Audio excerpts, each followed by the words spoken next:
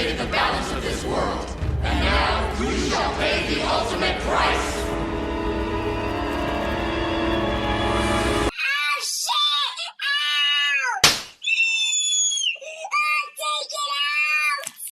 Yo, who the f is Matt CMG?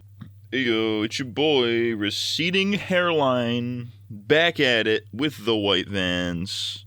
Time to turn my swag on real quick. That was legitness. That was ridiculousness. Ridiculous. It's redonkulous. You know, some days you gotta just be redonkulous. You know what I'm saying? Like, you just gotta wake up every day and be like, this is redonkulous. You know, you feel me? Like, you feel me, dog? Like, you feel me, dog? You know what I'm saying, fool? Like, hey, you know what I'm saying, fool? Like, shit, man, like, just redonkulous, man. Well, what have we here? Oh, it's me, your boy, the defending Korra guy with the gay little neck beard, aka Matt CMG. And today I've got a little bit of a treat for you today. Ooh, gee willikers. So if you have seen any of my Legend of Korra or even just my general Avatar videos before, then chances are that you've also seen or at least heard of many of the popular videos out there criticizing the show and explaining why they think it sucks. There are a million of these fucking things, but the primary one that has gained the most traction and in my opinion has done the most damage is the topic of today's video, The Legend of Whorra by ER. E:(R)? What does the ER stand for? Let's get retarded. Skip that, just cut that out completely. Now, if you guys do recall from my original Defending Korra video from way back in the day, I have directly mentioned these videos before. However, I never really said anything substantial about them. I was just kind of clowning on them for existing, right? But since then, I have seen just how dumb that is. And if you ask me, it is actually kind of weird how nobody has made any kind of in-depth response to ER's videos, because so many of his points are so bad and so easily debunked that it's really just prime for criticism. I think that a large part of that comes down to the Avatar community being generally very positive, and they don't really bother to engage with people like him, but also that his whole persona is very much, I'm fucking edgy and man, I'm gonna destroy you if you disagree with me. And people are seemingly scared of him. Now that's edgy as fuck! They don't want him to depict himself as the Chad and them as the Virgin. His persona and edginess are very intimidating to people, and not to be Mr. Internet Tough Guy, but I'm not scared of him. And I think part of the reason for why there has been no productive debate about The Legend of Korra being good or bad is because the people who hate it are largely really fucking mean about it, at least in my experience, and the people that like it are largely non-confrontational about it, and the ones that are do a pretty bad job at explaining themselves. A lot of very emotional arguments out there. There are militant psychos on both sides of the equation, and I would know because I used to be one of them, which I think makes me uniquely qualified to look at these videos today. So the way we're gonna do this is point by point. I will isolate and break down every major point that ER makes throughout his videos, including the occasional joke or nitpick, and explain why they are bad points to the best of my ability. And conveniently, this also kind of doubles as a way of debunking all the very common criticisms that I still see all the time, because a lot of them stem from these videos. And, you know, and that other one. But that one's been done to death already. I'm not gonna bother with that. Come to Korra hate videos. We got incestuous rapists and literal Nazis. Pick your poison. But without further ado, let's get right into the videos that ruined Legend of Korra discourse. Let's get into the destruction of ER's Legend of Whorra. What, it would be really funny if I said whore. Well, it's because her name sounds like whore, because, like, would it be funny if I, like, said it? Obviously, we're gonna go in order here, video by video, no need to overcomplicate things. But one thing that I would like to address before we get real deep into things here is that the first of these videos came out 10 years ago. And one day before 9/11. So of course, it is entirely possible that ER's opinions have changed a lot since then. Yo, his first video came out on exactly 10 years BK before Kirk. I know that I've changed my opinions on things over the course of a decade, and likely so have you. So we should hold him to that same standard and give him the benefit of the doubt when we can. We will be dissecting these points as they are presented. So even if ER comes out in a later video and says that he disagreed with something that he said earlier, that is not going to change how harsh I will be on that particular point. Now, why do all this 10 years later? 11 almost? Actually, I'm 11, so shut the fuck up. Well, because it took me that long to realize that nobody has actually done any kind of response to these videos, but also because many of the misconceptions and points made in these videos are still repeated to this day. Like, say what you will about ER, but that cracker certainly has influence. And in this case, It's bad influence. Whatever, I've rambled enough, let's get into it. So getting into the very first video, right off the bat, it starts with a parody of the Avatar intro, which every Avatar video essay is obligated to do. That's just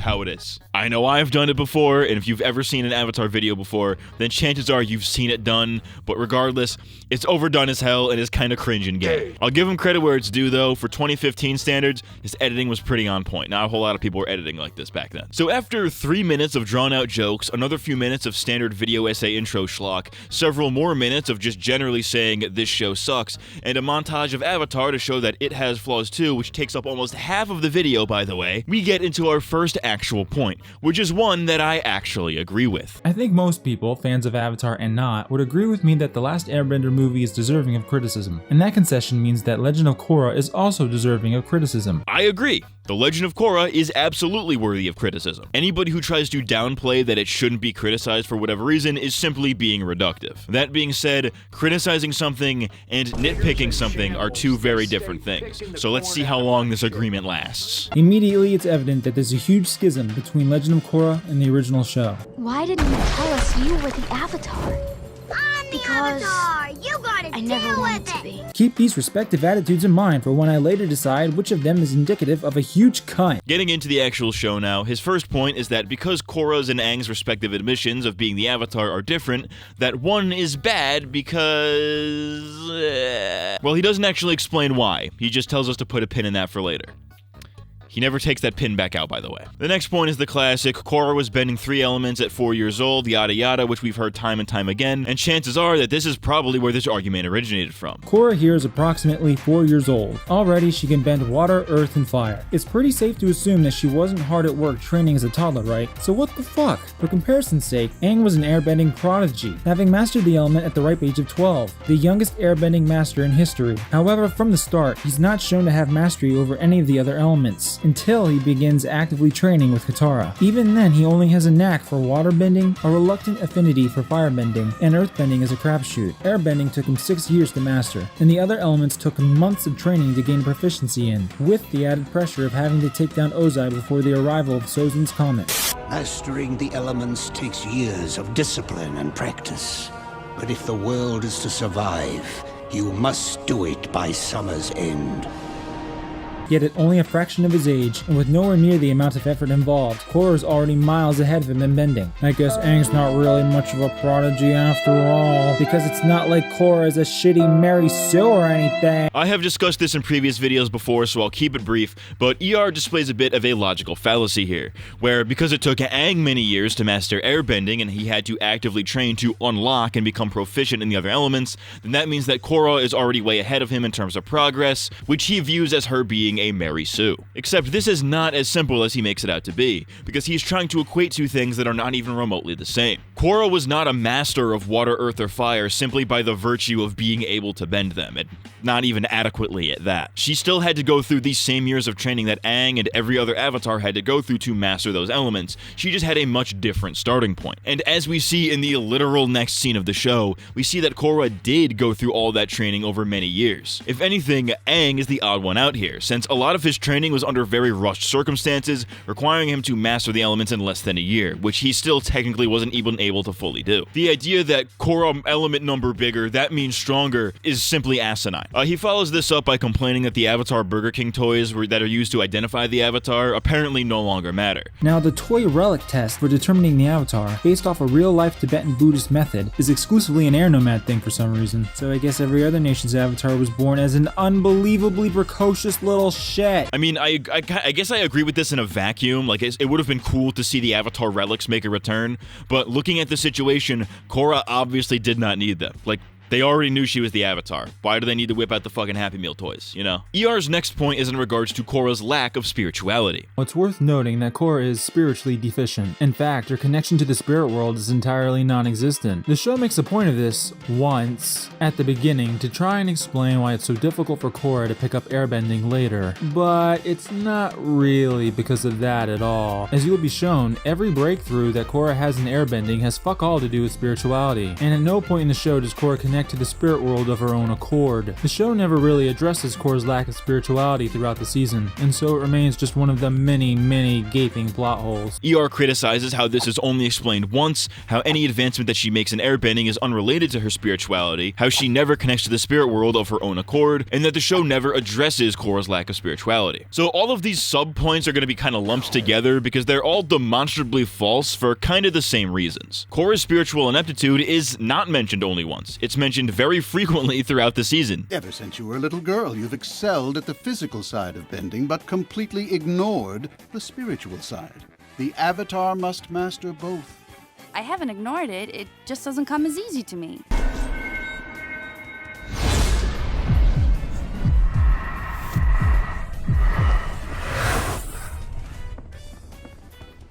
Hey?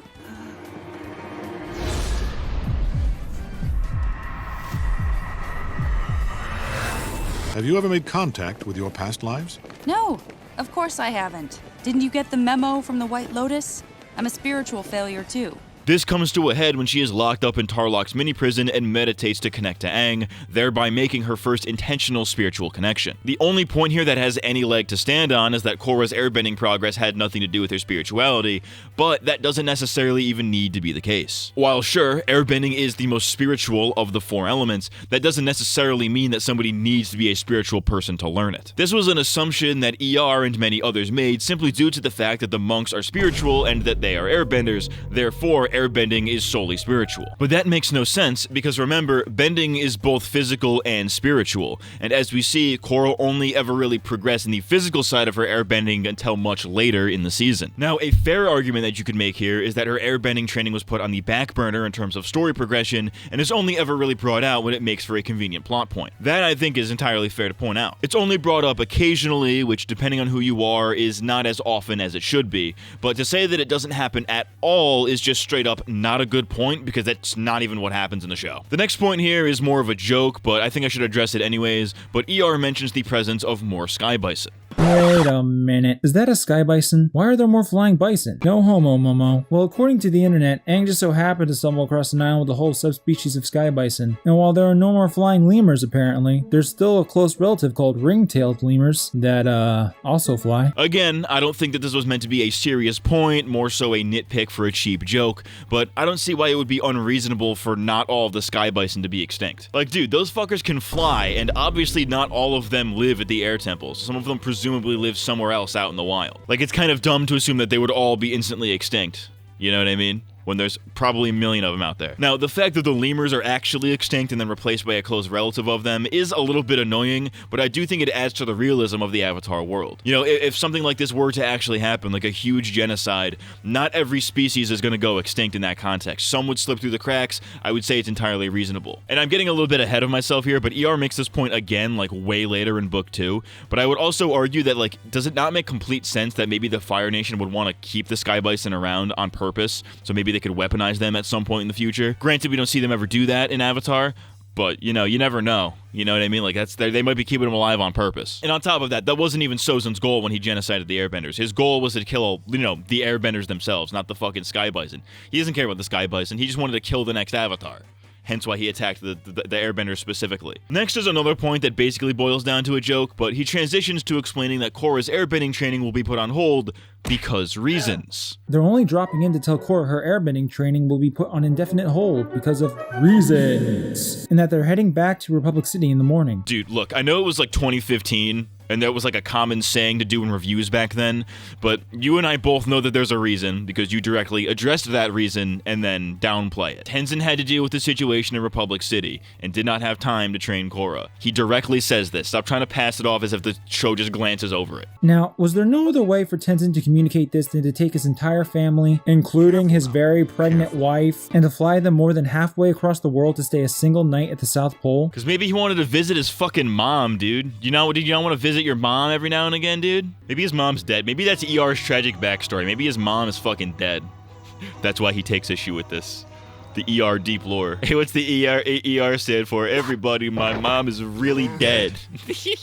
Fucking ridiculous. Next one's a big one, right? ER then criticizes Korra's decision to leave the South Pole and sneak out into the city. But Korra, that spunky little hothead that she is, decides to go anyway with her polar bear dog thing. There's a nice little scene paralleling Katara and Sokka's departure with Gran Gran, and Korra says goodbye to her parents, who apparently have no issue with her fleeing the White Lotus compound, against the White Lotus's wishes. That couldn't possibly be incredibly lazy writing, and so Korra is on her merry fairy way. He boils a lot of it down to lazy writing, and it's like, how and why would you, Katara letting Korra go off on her own journey to mirror how she did the same for Aang is actually a really great parallel, and her parents letting her leave, while it does seem a little flimsy in the moment, is directly addressed later in book 2. Like, they knew the world was going to need her at some point, so it's reasonable to assume that they were prepared for something like this to happen. Like, a lot of that makes perfect sense. I don't see what's so lazy about any of that. Underlying all of this, though, is the real meat and potatoes here, which is that ER's main problem is seemingly that Korra did not listen to the White Lotus or Tenzin and left without their permission. This is a very common criticism you'll see from ER and the Korra critics who watched this video,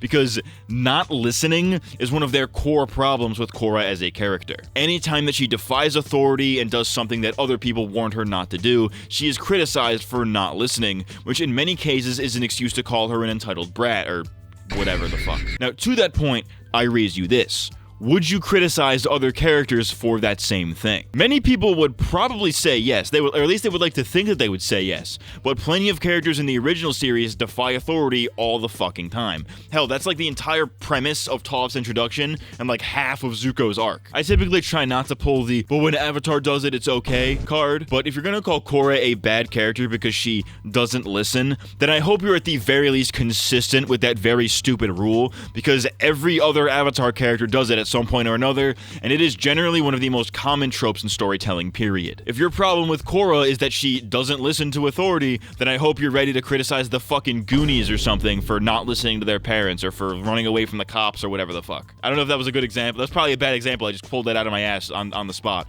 But like, if you're gonna criticize her for that, then you better be able to criticize every other story ever. Next is another classic that we've talked about on the channel before, the advancement of technology between the two shows. Historical parallelism is all very well and good, but why would all these technological advancements happen so quickly? Sure, the Fire Nation had its steampunk machinery, but that all came about during a century-long war for world domination. Why has industrialization gone forward so hardcore during peacetime? 70 years ago, the cart and ostrich horse was the most advanced form of personal transportation. Ba Sing Se's trains were powered by earthbending. How in the fuck did cameras, telephones, and radios develop at the same time as the fucking printing press? You know, some of these took decades, even centuries, before we saw them in forms like these in our own world. And our world is without magical psychokinetic powers. Elsewise, you could bet technology would have evolved very, very differently.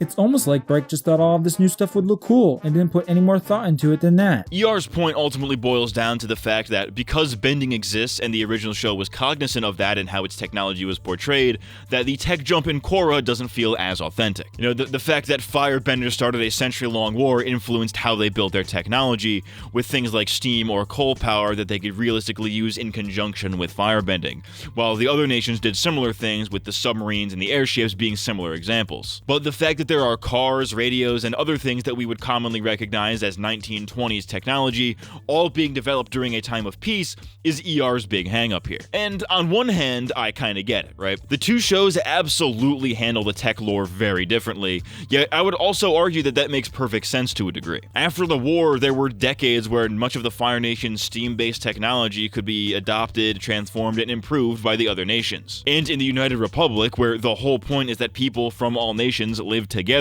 I wouldn't say that's much of a stretch. Now, does it make as much sense that they went from metal tanks to straight up cars? Not really. They probably could have included like an alternate universe car of some kind to stand out a little bit, so it's not like literally a fucking, a Ford, or whatever the fuck the first car was, I don't know. But when the crux of the conflict of the show is benders versus non-benders with technology, you start to see why they went this way. It's less about the lore and more about the themes, and while it's totally valid to criticize the writers for not making those two things match as well as they could have, to boil it down to they only added this because it looked cool is very disingenuous if you ask me. Did you pick that gun because it looks cool? And honestly, you know what? Sometimes looking cool is all that matters. In this case, it's not, but sometimes it is. Like this giant monument of Aang. I mean, I doubt Aang, Mr. Dalai Lama ripoff, would have taken a strip out of Ozai's scroll and let a giant statue of himself be commissioned, but hey, it sure looks neato. I gotta break out the deep lore for this one. I gotta break out the Korra website lore. The statue was actually a gift from the Fire Nation as a symbol of peace. I don't think that Aang would turn down a symbol of peace. Would he be opposed to the statue? Probably, but if it was a gift from one of his homies, I think it's safe to say to be chill with it, you know? I think the worst point that he makes in this video is when he says, it's basically at this point that Legend of Korra became inoperable as a story. There's no getting around that the setting has no rhyme nor reason to it, and couldn't actually work, especially on the timeline we're given. It's incongruous with the Avatar universe in too many ways, yet everything in Legend of Korra takes place here. Everything takes place in this huge bumbling mistake. Legend of Korra is fundamentally broken. You can't cover that up. What the f does that mean, Kobe Bryant? All right, so let me break down some literary terms for you for a second, right? So a setting is where a story takes place, but a story is a series of events in which characters grow and change. Even if the city didn't make sense, which it does, how does that make Korra's character development or the themes of the show any less impactful? If anything, I'd say the setting actually works in its favor. An industrialized world that doesn't seem to need bending, juxtaposed by the new Avatar who values bending greatly, with the society of this industrialized world bringing to rise to conflict between bending and technology. If that is completely inoperable as a story to you, then I don't know, like, I don't know what, like, we must be watching different shows at this point. Like, what are we doing? This actually transitions quite nicely into the next point, in which ER criticizes the introduction of the equalists, with, you know, the guy in the street with the megaphone and all that, right? Maybe they've got a point. Firebenders did cause a huge war with a devastating impact on the world. In fact, it seems like every major problem stemmed from benders. You know what? I kinda like that. A deconstruction of the Avatar setting was really the only way up as a sequel. Now, if only the new setting weren't so profoundly biased toward non-bending already. Did you see all the technology that doesn't require any bending at all? The only truly oppressive facet of benders now is that non-benders can't be them. It seems like he almost gets it, but then he reveals his retardation. Now, if only the new setting weren't so profoundly biased toward non-bending already. Hey, dickhead! That's the fucking point! Of course, Korra's oblivious to everything. Dude, of course she is. She has only ever known bending, it's her first day in the city, and like you said, she is a country bumpkin. Of course she doesn't understand the nuances of systemic oppression in a city that she's spent less than a day in.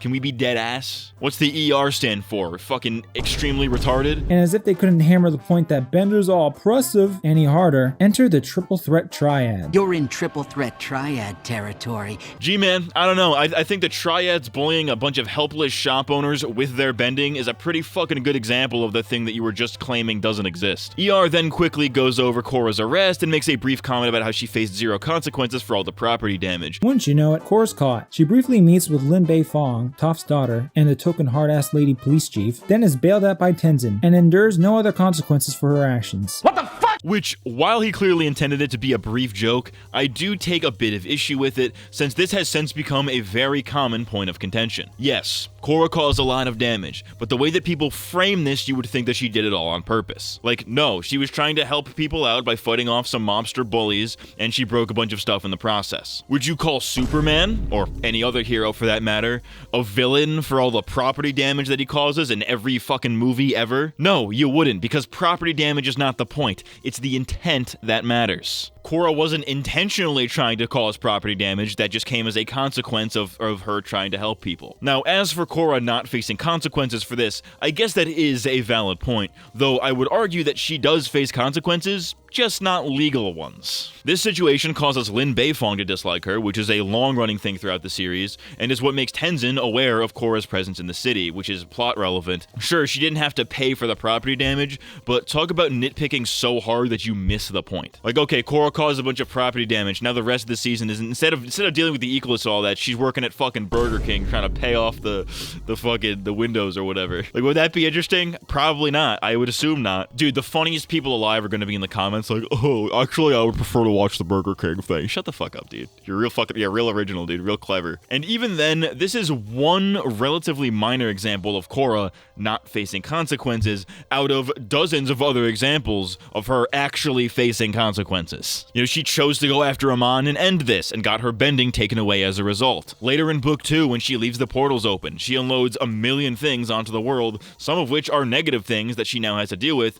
and eventually suffers greatly for. And that sounds like a consequence to me. The reason I'm making a big deal out of this relatively minor point is that when people make this point about the property damage and say consequences, what they really mean is punishment. Meanwhile, when characters like Toph or the rest of the gang break the law and are sometimes even rewarded for that, nobody has a problem with it. It's not because they actually think that Korra deserves to be punished or face consequences for her actions. It's they don't like her as a character and they want to see her take an L. But the gang is okay when they do it because they like the gang. The gang is likable and cool. Last piece for part 1 here is that he also makes a brief comment about how Korra announces that she's the Avatar and that everybody loves her immediately, which is like not at all implied whatsoever. She's immediately taken on as Tenzin's pupil, recognized by Republic City as the great and almighty Avatar, and all's well that ends well. Like, I can't tell how you came to that conclusion unless you were intentionally trying to do like the Mary Sue argument, you know? Which I think is what he was alluding to, but he never really expanded on the point. He just kind of ended the video at that right there. Yeah, really well-paced video there. He's gonna end it in the middle of a fucking point. Great job. Got it, great. Moving on to part 2, ER's first criticism, which starts off as a joke/nitpick, but evolves into a recurring point throughout the video, is in regards to Korra not being good at airbending and blaming that on Tenzin, which has become yet another very common criticism that I still see to this very day all the fucking time. And so Korra starts her airbending training. She's not very good, but that's okay, because she can blame it all on Tenzin's teaching style, and continue to ignore his advice at every possible turn. The argument here is essentially that Korra is a bad character because she is annoying and doesn't listen to her authority figures, citing her spaz where she destroys the training equipment and yells at Tenzin. So bad, in fact, that she throws a tantrum and burns down a 2,000-year-old airbending relic, probably one of the last remnants of Tenzin's airbender culture. What is wrong with you? To which Korra, in front of his children, responds, Maybe the problem isn't me. Maybe the reason I haven't learned airbending yet is because you're a terrible teacher. Oh my fucking god, you fucking sociopath. Now, this is one of those things where people seem to intentionally miss the point here, where they assume that because Korra is the main character, then the show is portraying her as in the right here, which is absolutely not the case. Yeah, Korra was being a fucking asshole here. But that's the point. The whole point of the episode is that Korra is quick to get irrationally angry about things, but needs to learn that lashing out is not going to solve her problems. She literally admits as much at the end of the episode, which this video and others like it almost always completely gloss over. I'm really sorry about everything I said. I was really frustrated with myself, and I took it out on you. Crazy idea that characters are allowed to do bad things so that they can learn from their experiences. Gee, it's almost like that's the whole point of a character arc. Crazy idea. Anyways, my point being, people intentionally leave out the apology because it's like, it doesn't fit their narrative that Korra is an evil, demonic human being, or whatever the fuck. It feels like you still have a little bit of animosity there. I'm evil. Next, ER talks about pro bending, claiming that similarly to Quidditch from Harry Potter, the pro bending matches do not affect the overall story or the characters, thereby they are wastes of time. Then Mako and Bolin head out to play Quidditch. I really don't think this bears mentioning, but Quidditch is just boring. This is partly due to it having only a very artificial connection to the overall plot, and that it doesn't really matter who wins the matches in the first place. They do not and never impact Korra in any significant way, and it's not clear what Mako and Bolin stand to gain or lose. I got nothing. Now, I can't speak on the Harry Potter half of this because I've never seen Harry Potter, and I don't care to. Harry. What is it? You're a nigga, Harry. But back to pro bending. I genuinely don't understand how anybody could possibly think this, because like it or not, pro bending is absolutely important to the plot of the show. It's how Korra meets Mako and Bolin. It's how Korra discovers that she's capable of learning airbending. It's how Hiroshi Sato is introduced into the story. And most importantly, the pro bending championships are a major turning point in the conflict with the Equalists. Sure, you can think that they're boring, but that doesn't make them unimportant. And speaking of missing the point, ER points out how Korra learning the airbending footwork through pro bending is bad because it has nothing to do with how we are told that airbending works. A lot of this is borrowed from Buddhism. In Avatar, the airbending monks were based heavily on Sri Lankan Buddhist monks. This is why Tenzin finds pro bending inherently worthless. It has no parallels to airbending. It's just fighting for sport, a weak tie-in to the hammy 1920s New York setting. Introducing the... Boo! No talking! Ooh, but as it turns out, the super duper aggressive and polar opposite to all airbending methods method of throwing the elements in other people's faces is exactly the teaching tool that Korra needed to activate her airbending. Well, at least the footwork portion of airbending, and Korra seems totally fine with just that. Not once does she complain about her ineptitude again, so at least we're spared her incessant whining. Tenzin, the only airbending master in all of the world, was just blowing hot air this whole time, and Korra Sue is absolutely right. But when have we actually ever been told that? It wasn't an Avatar, I'll tell you that much. In this very episode, Tenzin mentions how it's all about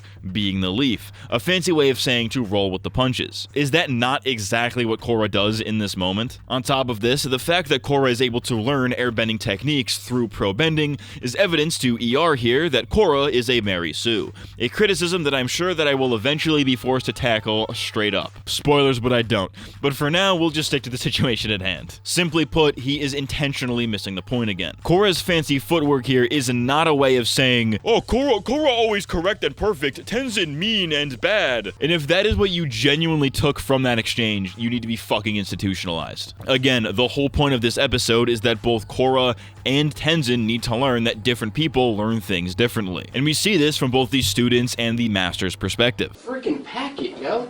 There's kids in here who don't learn like that. Korra was wrong to destroy the training equipment and was absolutely being a terrible student. She is never painted as in the right for any of this, like he and many others will claim. Meanwhile, Tenzin was being a pretty bad teacher. He was too harsh and not understanding of the idea that Korra doesn't learn the way that his kids likely did. And of course, he certainly fucked up by trying to teach her the element of freedom by offering her zero freedom. Let your mind and your spirit be free, for air is the element of freedom. Is something funny? Yeah, you're telling me to embrace freedom, but you won't even let me listen to the radio?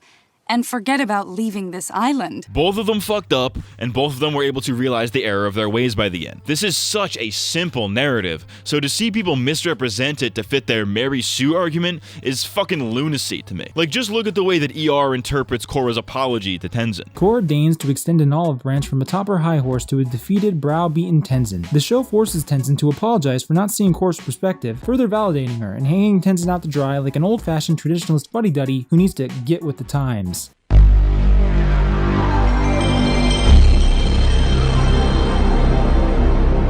ER, Bubby, my guy, I beg you to watch the fucking show that you're reviewing, please. Because in what way is Korra solemnly apologizing for her actions, which she does completely unprompted, by the way, in any way her being on a high horse? Like, either you weren't paying attention, or you're being intentionally disingenuous. Moving on, we get to Amon's introduction, which ER uses as an opportunity to point out how the show has not done a great job of showing the oppression of non-benders thus far. I'm just gonna use that take, I don't give a fuck. The firebenders are charboiling people left and right, but this degree of benderism doesn't make any sense at all. I've still seen zero evidence of systemic oppression of non-benders. In fact, it's been quite the opposite. All I've seen are benders like Mako and Bolin being jilted at every turn, which is awesome, but the show doesn't acknowledge it at any point. Here's the thing. I would have liked the benderism because it could have been a natural progression from a world recovering from the war of benders to a world hypersensitive toward benders. This would give the benderism some context and maybe a little justification.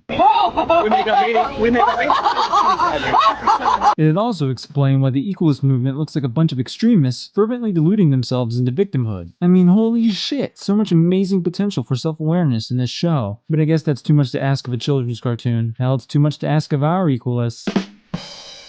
Now, this is one of the rare times that I'll actually agree with ER, because this is absolutely the case, like 100%. You know, like I talked about in a different video, the breadcrumbs are certainly there to piece together that non-bender oppression is a thing, but it's far too subtle to really count, and it's just generally never really addressed, at least not directly. That being said, he assumes that the show did all of these parallels by accident, and it's like, dude, like, it's very clearly intentional. Like, what are you talking about? Next up, we have a few points about the Republic City Council. The next episode introduces the council, and what the hell kind of government is this? I thought this was a republic, hence Republic City? What kind of republic governing model uses non-elected representatives? It's like they're asking for corruption. Dude, simple answer here. Nowhere is it stated that the council members were unelected. You just assumed that because it fits your point better. When discussing the scene where Tarlok tries to get Korra to join his task force, ER has a moment where he almost gets it. He acknowledges that the threat of losing her bending is a major hit to Korra's sense of self, even acknowledging it as pretty smart writing. Korra doesn't jump headlong into this fight against the Equalists because she's terrified of her bending being taken away. This is all tied to her sense of self, just how much she's staked on her identity as the Avatar. Without that, she's nothing, and she knows it, which is surprisingly smart writing, but the tension in the story is next to non-existent. But then he immediately undercuts all of it by referring to all of this as Korra won't get to play Avatar anymore. While Aang had to deal with an entire nation hell-bent on his destruction, Korra's sole fear is that one day she might not get to play Avatar anymore. And that's lame. Which overall I think was just a joke to keep the video well paced, but it also illustrates a problem that I have with ER's videos in general, which is that he will often make a very interesting point, but then boil it all down to a sarcastic joke instead of actually elaborating on that point. Like, he clearly had some kind of hang up with the whole thing about Korra's identity being threatened, but instead of actually explaining that, he skips over it for a joke instead. Like, dude, you could just admit that you thought something was good. You know what I mean? Like, it's a review. That's the whole point of a review. You know, you're supposed to say things you liked and things you did not like. What are we doing here? Moving on, there's another instance where ER almost gets it, where he talks about Korra challenging Amon to a fight, with his point being that this is the exact opposite way that she felt earlier in the episode. Korra takes this opportunity to call Amon out as a coward and provoke him into facing her at midnight, which completely, and I mean completely, flies in the face of Korra's paralyzing terror the whole episode's been building up. But hey. Again, this isn't lazy writing, this is literally the point. She is still very afraid of Amon. She's just unwilling to admit it and overcompensates by trying to fight him. He then shits all over the scene where Korra cries to Tenzin after her encounter with Amon, calling her a little bitch, and comparing her to Aang, who he claims never cried over his enemies. Korra is left crying like a little bitch. Anybody remember Aang crying like a little bitch after encountering his enemies? While again, I do think the little bitch comment was meant to be a joke, the Aang comparison makes no sense to me, because Aang cried all the fucking time. Now, not necessarily because his enemies were scary or whatever, but he was a very emotionally vulnerable person. Why is Aang allowed to be emotionally vulnerable, but Korra isn't? Next is a point that I kind of agree with on paper that I've discussed in a different video, that being that romance is not exactly the show's strong suit. Before we go on, we've got to talk about something that even the most hardcore Korra fan will lambaste till the cows come home. The romance. Heterorenzi on. Legend of Korra is chock full of the stuff, but the first season is a particularly bad offender with its love triangle.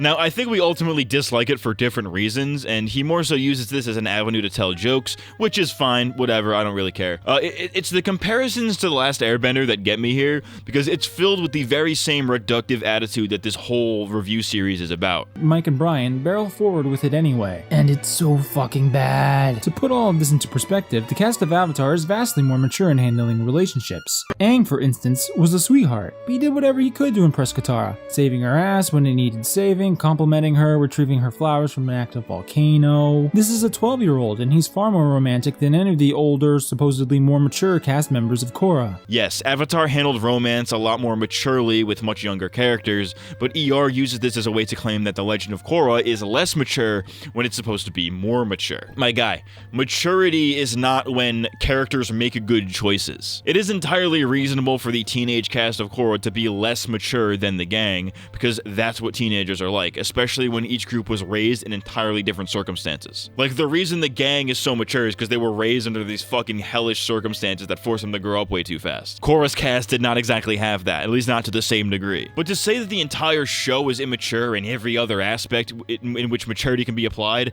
because of this is kind of crazy. Like, sure, the characters are immature when it comes to romance, but that doesn't make every topic that the series tackles handled immaturely, you know what I mean? And honestly, the way that he just goes mask off here to portray Korra as a narcissistic child with no respect for anybody who throws her avatar status around when she doesn't get her way is just fucking pathetic, man. Korra, of course, doesn't respect anyone, and certainly not Mako. The only reason she even has relationships with other people is that she's the Avatar, and that gives her the influence to bully everyone around her into submission. Whenever the show becomes even 1% self-aware and the characters object to her and her nasty attitude, she just yells them down, and that's that. Mako looks like some whipped dog beside her, and it's just unpleasant to see. Quite frankly, their relationship is disgusting, because Korra herself is a disgusting person. Like, yeah, Korra's not the best person in season 1. She's socially inept, kind of a dickhead, flies off the handle, and can't take criticism. But all of that is the fucking point. The whole point of her character, especially initially in season 1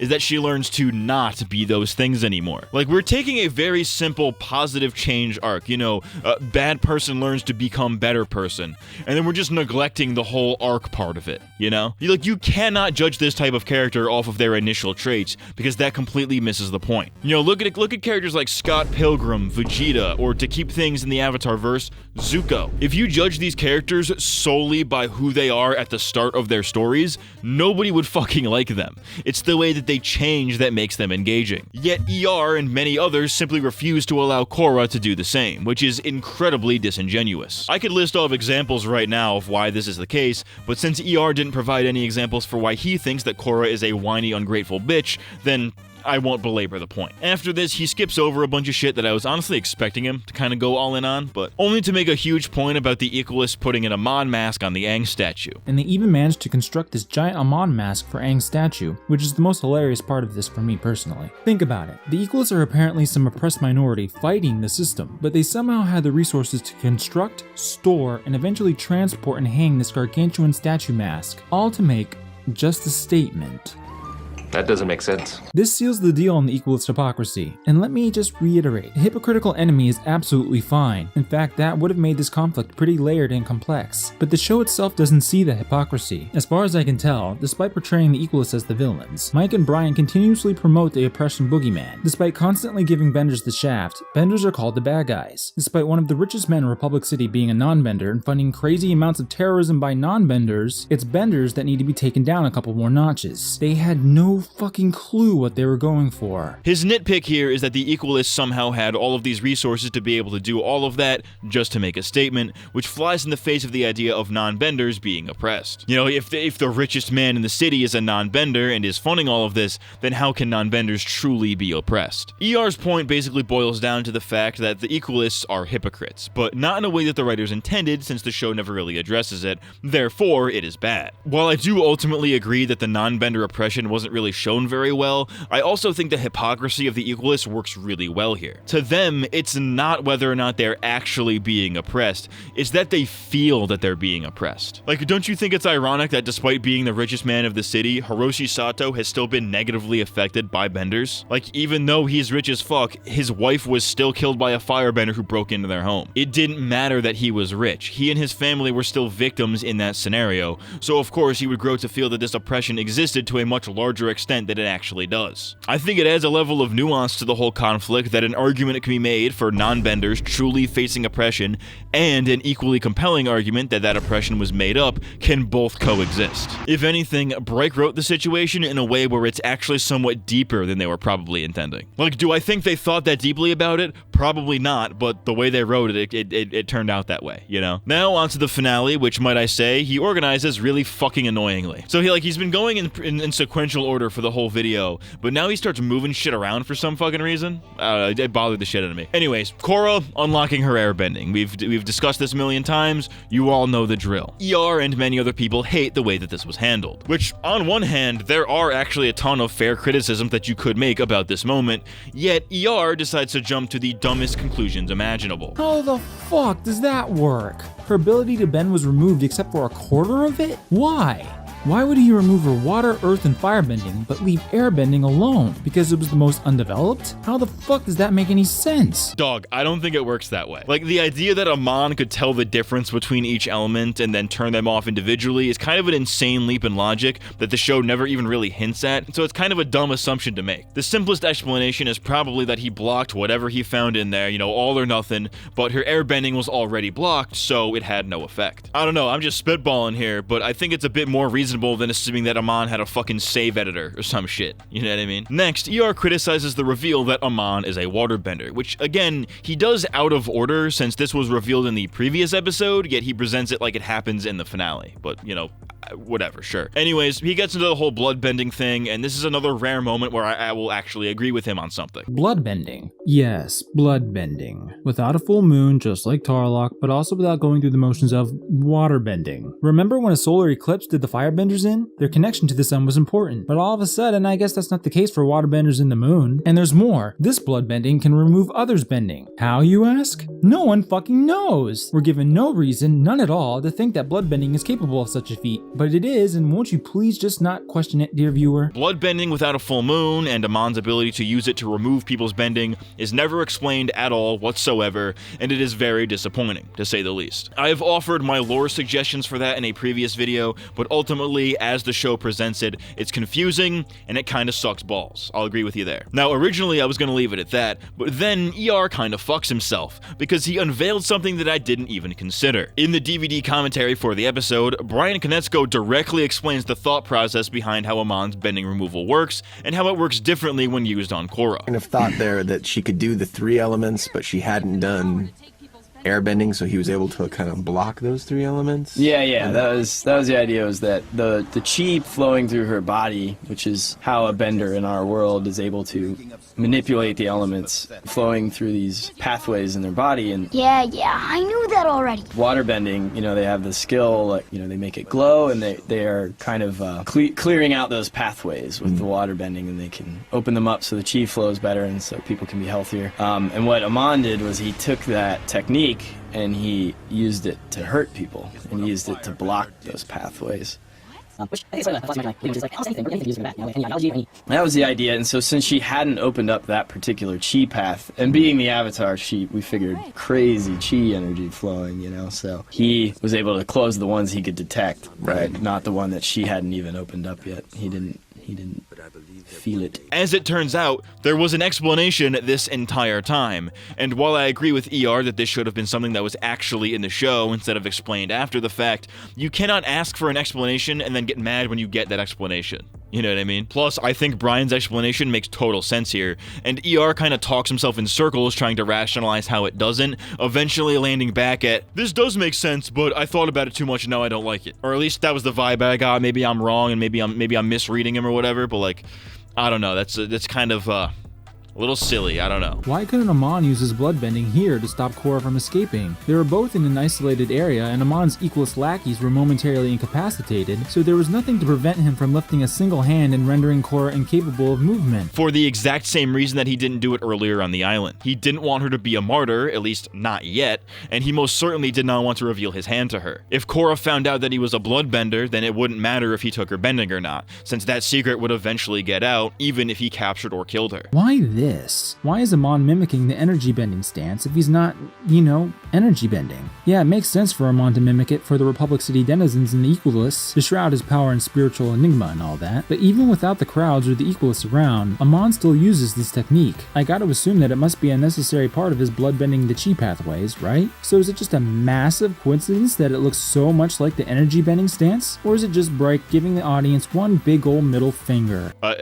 No, it's clearly very intentional. What are you talking about? Well, I would say it's probably mostly just cinematic parallels for the audience to understand. The lore reason is likely that, yeah, this technique must mirror what Aang did, somehow. The lion turtle said some shit about the heart and the mind, and maybe it's those chi pathways that need to be blocked or for this to work, hence the similar positions. You clearly love to overthink ER, but only in the lamest, most unfun ways possible. This then leads into a rewrite where ER suggests that it would have been cooler and made way more sense for Amon's power to have been energy bending instead of blood bending. Amon just as well could have been an energy bender. Now, I'm of the opinion that energy bending in Avatar was a complete asspull and probably the show's worst misstep, and it nearly ruined the finale, but it doesn't violate the rules of the universe. I personally don't agree with that. I think that the explanation that we just got sufficed pretty well, but hey, agree to disagree. Take that to heart, by the way. You're not going to get a whole lot of agree to disagrees throughout this video. Moving on to part 3, this one picks up where the last one left off, with almost the entire video being dedicated to Amon's backstory. Right off the bat, ER goes after the psychic bloodbending thing, and honestly, this is another thing where I kind of agree with him, but for different reasons. The thing about Yukon is that he's a bloodbender without any of the limits prescribed in the original show. He doesn't need the full moon to power his bending, and he barely needs freedom of movement. A few flicks of his fingers and he can take out an entire room. Look at Aang help us to face all this retconning. How embarrassing. Now, the show tries to handwave all of this away by pointing out that Toph discovered metal bending, a once impossible feat, but fuck off. Metal bending never defied the logic of earthbending. Toph never bended actual metal, only the fragments of earth within them. It was routine earthbending that she adapted with her seismic radar ability. It followed the rules. Bending was always mind and body over matter. Yukon's bending, however, is just the mind over matter, and additionally, it runs counter to everything we knew about bloodbending. I already discussed this retcon in my video about retcons, so for a more detailed explanation, go check that out. But the short of it is that, yeah, psychic bloodbending is insane power creep, for sure. But it's also more than explainable. That's not an excuse for it, but I wouldn't consider it a deal breaker, and unlike ER, I can criticize things without being a dick. That being said, I do want to emphasize here that ER and others like him often jump to the conclusion that because Yakone and his kids can do all this rule-breaking bloodbending, then that means that the rules were changed. My issue with this argument is that they clearly were not changed, and Yakone's family is heavily implied to be an exception. Again, that doesn't make it well written, but if your point is that they fucked the lore, then you would be wrong, because they go out of their way to explain that that lore is still intact. Moving on to Amon's motivations, I do actually agree with his point about it not making sense. Now, why does Noatok want to wipe out all benders? That I couldn't tell you. Noatok is easily one of the world's most powerful benders, being a psychic god like his father was. He even takes his father down for bullying Tarlok, and then he, runs off, abandoning them both. Wait, what?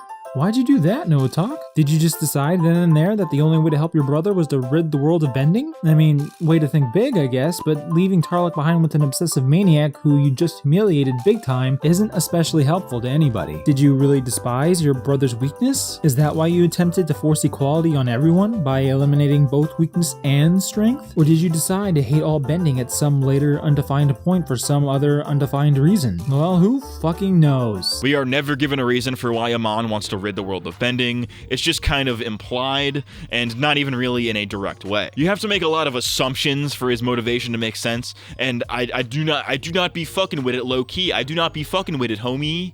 Low Kirkuinly, I do not be fucking with it. Again, I discussed this in a previous video, not gonna harp on this one for too long. On the topic of Tarlok's murder-suicide, ER makes a brief comment about when they ride off into the sunset. It's kinda a happy ending for the two of them. Oh. Well, once again, Korra doesn't have to do anything for her problems to solve themselves. Yay! Which I find to be incredibly ironic, since the scene that he is showing on screen when he says this is the same one where Korra is lamenting her failures to catch Amon. You saved Republic City. But Amon got away. Like, he makes this out to be a Mary Sue-ism, where she wins without doing anything, except she didn't win. She lost her powers, Amon got away, the city's in shambles. That's like 3 L's in a row, dude. Also, nitpick of a nitpick, but he questions why Katara doesn't use her own blood bending to reverse Amon's physical block and then restore Korra's bending. Presumably, this is because Katara can undo Noatok's damage for everybody with healing. And no cigar. But wait, Katara's a bloodbender too, ain't she? As blocking chi with bloodbending denotes a physical block, couldn't Katara just reverse what Noatok did and remove the block? 2 problems with this. 1, Katara refuses to bloodbend. This is a known thing. It's even mentioned that she had a hand in outlawing the technique, so chances are that she wouldn't even be willing to use it, even if that meant saving the Avatar. And 2, arguably more importantly, nobody in universe knows how Amon removes bending. We, the audience, have an idea for how it works, but the characters do not. Chances are that even if she were willing to bloodbend Korra to reverse it, Katara wouldn't even know what to look for because she doesn't even know how Amon did it. How are you gonna fix something if you don't even know how it broke in the first place? After this is the Korra gets her bending back scene, and ER throws a lot of questions at us, so let's go one by one. How does energy bending reverse the effects of a physical block? I don't know, man. The same way a physical act can reopen somebody's chakras, you know, the pods of spiritual energy. There's clearly some kind of heavy relationship between the physical body and the spiritual chakras and shit. This is well established in both shows. I don't know how this is like a revelation. And even if Amon's block is physical, chi paths are still chi paths, and therefore can be energy bent. And as we've seen, energy bending is clearly far more powerful than anything physical. How is Aang even here when Korra's shown an absolute lack of spiritual growth for 12 fucking episodes? Oh, you guys seeing this? Oh, gotta... Oh. My guy, you literally just showed the Yakone flashbacks in this exact video. It seems that you've forgotten the context, so allow me to remind you. These flashbacks weren't just dropped out of nowhere. They were spurred by Korra attempting to make a spiritual connection to Aang. Clearly she succeeded because we saw the flashback. Now, while you could argue that more could have been done to establish that Korra has been improving spiritually to build up to this moment, a criticism that I would actually happen to agree with, you absolutely cannot argue that there was no build up to it at all, since there objectively was. Doing something and doing something adequately are 2 different things. You know what I mean? Like, they didn't build it up adequately, but they built it up for sure. Why doesn't Aang and the rest of the Avatar incarnations just possess Korra and live her goddamn life for her? I can tell this one was a joke, but can we be dead ass? The real kicker for this video is that ER then goes on an absolutely insane rant about his distaste for Korra's character, and I guess the show at large, which is genuinely the ramblings of a madman. Korra disobeys every piece of advice ever given to her. I will refer you to my earlier point. Not listening is only an acceptable criticism if you apply it universally, yet ER clearly does not. Destroys the established eternal logic of the Avatar universe at her whim. But when did she do that, though? Like, the only thing I could think of is like the 3 elements as a child thing, but that is in no way lore breaking, nor was it like Korra's choice or anything. Like, you could make the argument that the show broke the lore. Korra herself did not break the lore. What are you talking about? And if you're referring to the bloodbending fuckery, which is definitely lore ruining by this guy's standards, then again, how is any of that Korra's fault? And is a repulsive, disrespectful cunt to everyone she meets. Bro delivered that one like his mom was in the next room making pizza rolls. What's the ER stand for? Eric Rabinowitz with his clearly Jewish mother. Oh, sonny boy, stop yelling into that microphone. I'm trying to make your pizza rolls. Dude, hypercuminally, I could go for some pizza rolls right now. But back to the point. Repulsive and disrespectful, huh? Oh, are you referring to the times where she did show respect to others, apologized for many of her wrongdoings, wants nothing more than to legitimately help people, and ultimately saved the city that outright hated her?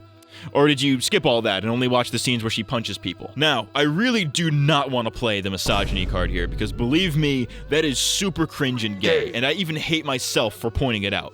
But if Korra was not a woman, he would have been A-O-fucking-K with this. Hence, his next bar. In the moral of her story, if you have a vagina and functional tear ducts, you don't have to do fucking shit. Just stand around and let everybody fix all of your problems. She's the most useless, nauseating, all-around offensive waste of space of a character that I've ever fucking seen. Fuck. Golly gee, dude, who shat in this guy's Cheerios? Must have been Korra, because, like, this is the most over-the-top reaction to this character I've ever fucking seen in my life. The sexist angle here is something you really can't overlook. Like, he seems to legitimately think that this was some super woke turbo-lib culture war shit, right? Like, I'm sorry, but if that's how you interpreted the show and thought that it was about how women can never do anything wrong, you're, like, actually genuinely an insane person. But let's actually look at the core argument here, that Korra does not solve her own problems and gets the solutions handed to her by other characters. While you could make a solid argument for that with her bending getting restored and all that, I would also argue that there are layers to that, but just for shits and giggles, I'll give you the point on that one, right? What about the rest of the series? Well, when her problem was that she was denied her airbending training and not allowed to leave the compound, she did it anyways, which ended up solving her problem. When Amon attacked the pro-bending arena, she was the one who drove him away. She was the one that uncovered Hiroshi's funding of the Equalists. She broke herself out of Tarlok's prison. She got her own answers to the Yukon thing by meditating. She saved the airbenders from losing their bending. She exposed Amon as a fraud. But yeah, all those solutions were handed to her, right? There's this weird double standard that Korra specifically has, where if she does something by herself, she's a Mary Sue and it wasn't built up to it all and all that, but if she ever gets help with her problems, then she didn't solve them on her own. Both of those points are asinine, but that seems to be the binary that people operate on. Like, aside from the ending scene, the only examples you could give of this being the case are petty things, like Tenzin bailing her out of jail and stuff like that, which is so minor that it might as well not count. This is simply willful ignorance at best, or straight up sexism at worst. Again, I know it's cringe and gay to say that, but how do you watch the show and genuinely come to this conclusion unless you simply hate female protagonists? But that's all for substantive points in part 3. Let's move on. Bombo clot, man, we be getting sexy with it, man. Hey, man, we be getting sexy with it. ER begins part 4 with a question. You might be, and should be, wondering to yourself, if Legend of Korra is so bad, why do so many people think it's so good? Well, that is because most people don't nitpick things and intentionally misrepresent everything in the show. Because maybe, just maybe, some people can see what the writers were going for, acknowledge flaws, but not get too bent out of shape about them. Most people aren't that critical about things, but even if you were, you know, it's not a huge deal. However, ER's answer to that question is... The number one answer to this, I think, is that I'm surrounded by idiots. So you're so smart and everybody else is stupid. Doesn't that sounds like somebody else I know.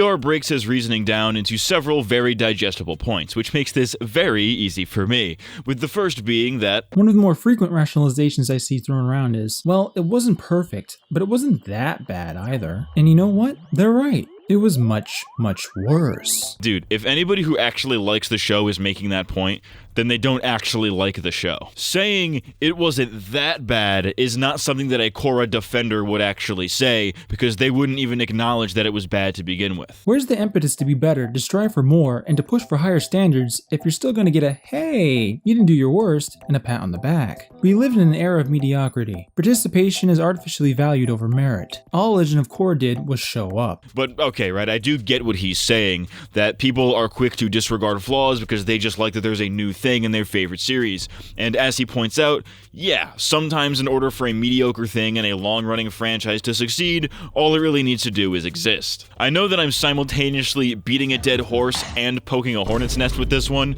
but the Star Wars sequel trilogy is an actual good example of this. The Legend of Korra is not, for reasons that we will discuss shortly with ER's next bar. ER, they should call him E-bars, because he is not spitting shit. It didn't do anything that it should have. It didn't tell a good story. Subjective. Didn't develop good characters. Subjective. And didn't add anything of value to the Avatar universe. Say it with me now, gang.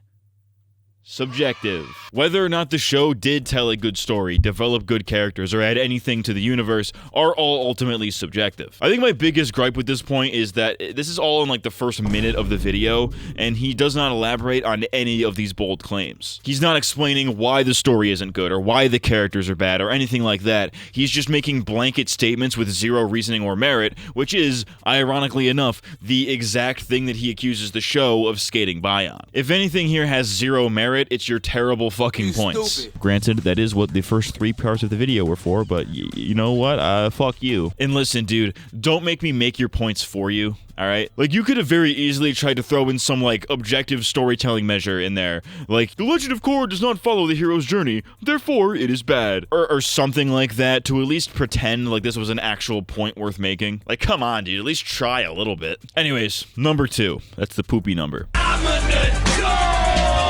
Another rationalization is that Legend of Korra is touted as more mature, darker, and edgier than Avatar, and therefore it's aimed at an older audience who would, of course, be a heck of a lot smarter than a bunch of little kids. Now, if there's one thing that I adore about this logic, it's that nobody can excuse Legend of Korra with the whole, but it's a children's story, so it's allowed to be shitty routine. No, this time it's shit without your shitty excuses. So this one comes off more as him trying to debunk common defenses of the show, and this one kind of feels like a straw man to me. Now, I cannot speak for what was being said in 2015 when this video was made, but I certainly can tell you that nobody is making the Legend of Korra is more mature than Avatar The Last Airbender argument anymore. And I can absolutely tell you that the it's a kid's show so it doesn't have to be good people are not the same people that are touting Korra's maturity. But okay, core point here, he's trying to say that Korra, despite being considered more mature, is actually less mature than Avatar, because Avatar had stuff like genocide, war, death, loss, and other things that many would consider to be quote-unquote dark. This logic, of course, doesn't hold up, as Legend of Korra was not tonally darker or more mature than Avatar. Nothing even comes close to Aang losing his people and culture to genocide, the world ravaged by 100 years of war, Katara and Sokka nearly orphaned by said war, Jet attempting to drown a village to release it from Fire Nation captivity, Zuko's fall from grace, Ba Sing Se's Orwellian dystopia. I think that this is a very ridiculous comparison, because The Legend of Korra is just as mature as Avatar The Last Airbender. It's just in very different ways. While Avatar does have themes centering around genocide and war,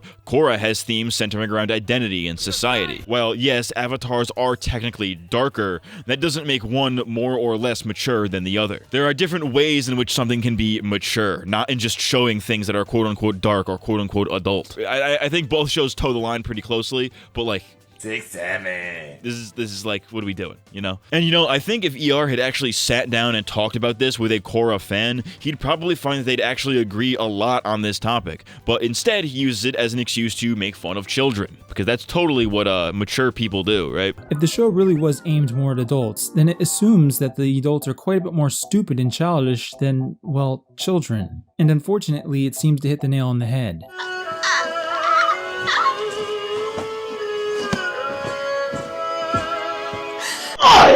Oh, Mr. Maturity over here is gonna, make fun of a child. Yeah, that's great, dude. Yeah, nice, sure. Yeah. Listen, I got no problem with making fun of kids, but like, if your bar is like, I'm mature for liking this, then like, what are we doing, Point number 3 is in regards to racism and sexism, referring to people who shut down any criticism of Korra as a character and deem it racist and or sexist because it's criticizing a woman of color. Because the main character is a strong woman of color. This is an opinion of the feeble-minded and insecure. The show's execution, or even how Korra conducted herself, never mattered to these people. Her sex and skin color were all that they needed to know her worth.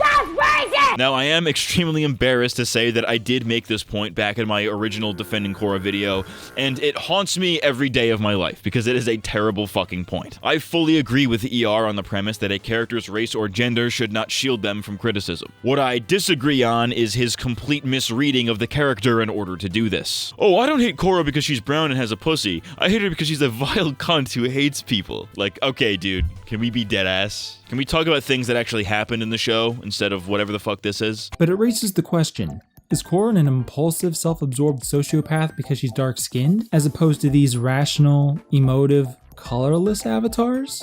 No, it's because she isn't that at all. And again, the fact that you think this at all is kind of crazy. I'm kidding. It's because she's a woman. Alright, that's kind of a good one. This bar. This is kind of facts, low-key. His next point is basically just a repeat of this, except this time he's making fun of Tumblr people. What Tumblrina wouldn't be thrilled to have herself be the main character of a Saturday morning children's cartoon? Facile, narcissistic, self-pitying sociopaths who don't have to take any responsibility for anything they do, face no consequences for anything that they do, and need everybody else to get shit done for them? Art imitating life, eh?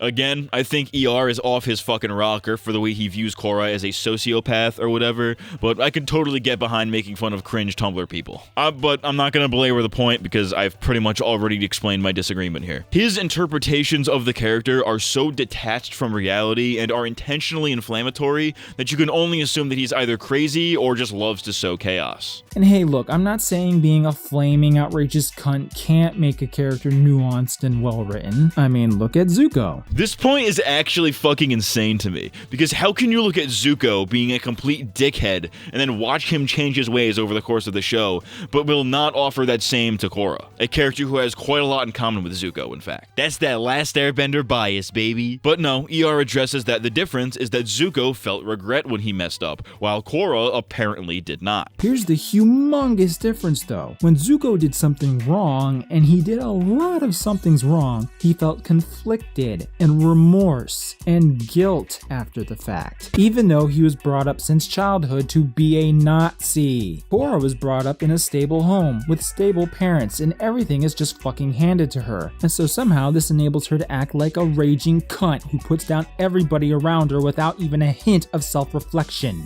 Except she does. A lot, actually. And he intentionally ignores all of it because it doesn't suit his narrative. Again, we kind of discussed this point a little more in depth already, so I will not belabor the point. Next point. Unnecessary sequels are unnecessary. Ask yourself, was Legend of Korra necessary to tell the story of Avatar? I challenge you to name a necessary sequel, obviously excluding things with obvious cliffhangers and shit like that. Was Shrek 2 necessary? No. But it fucking slaps. It's arguably better than the first one. Do you like Shrek 1 or Shrek 2? Which is your favorite? Shrek 1. Unnecessary sequels are unnecessary. Like, what does that even mean? Necessary? Is it necessary for me to drink my own urine? No, but I do it anyways because it's sterile and I like the taste. Watch the smartest guy you've ever known in your life, like, go in the comments and turn that into like, so you're saying that Korra is piss? Got it. All right, I see you trying to be clever. I mean, you're not, but I see you trying.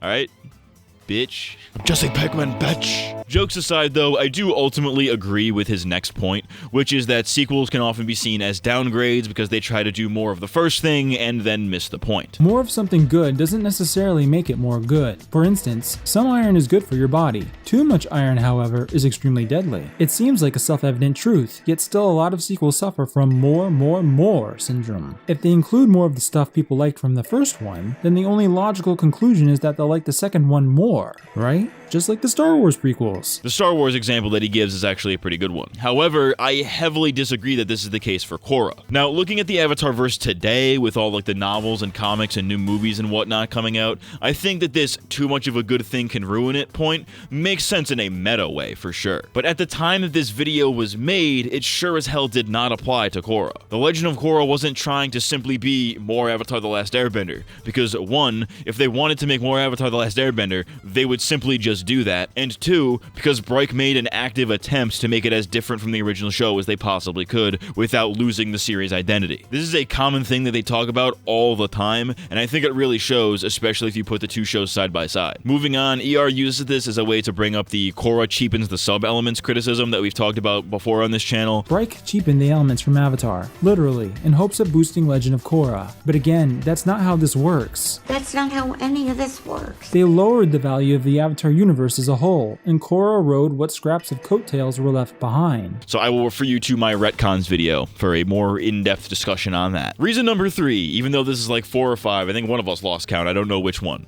Flanderization. ER argues that the main cast of The Legend of Korra are simply flanderized versions of the Avatar cast, with Breik seemingly not understanding their own characters. Legend of Korra was like watching the Ember Island players, but stripped of its self-awareness. I felt like I was in the audience with the gang as they were being made a mockery of, as their characters were flanderized to all hell. But this time, the writers, that is, Breik, had no idea they were effacing their own show. His first comparison is that he believes that Korra is a botched attempt to repeat Katara, filling the strong female lead type role. Korra is obviously a misguided repeat of Katara's character. Rather, this was Breik's attempt to fill the strong female character slot they thought they had discovered. Across various interviews, Breik expressed clear surprise at the success Katara's character had in focus groups amongst both boys and girls, and correctly surmised that it was because of her kick-assery and strength. However, they screwed the pooch when they probably assumed her strength equated to her being an independent female. And low-key, he actually gives one of the best analysis of Katara's character that I've ever seen, which is insane because he's an absolute fucking buffoon. Stupid. But then he follows it up with the absolute dumbest comparison I've ever fucking seen. It falls to Katara to hold the group together and to get them out of the desert alive, and she admirably stands up to the challenge. One of my favorite shots from the episode has to be of her pulling her companions after her, a look of resolute determination on her face that says all you need to know about her character. If and when her friends are in trouble, she will stop at nothing to keep them safe. Would Korra have done the same as Katara in that desert? Well...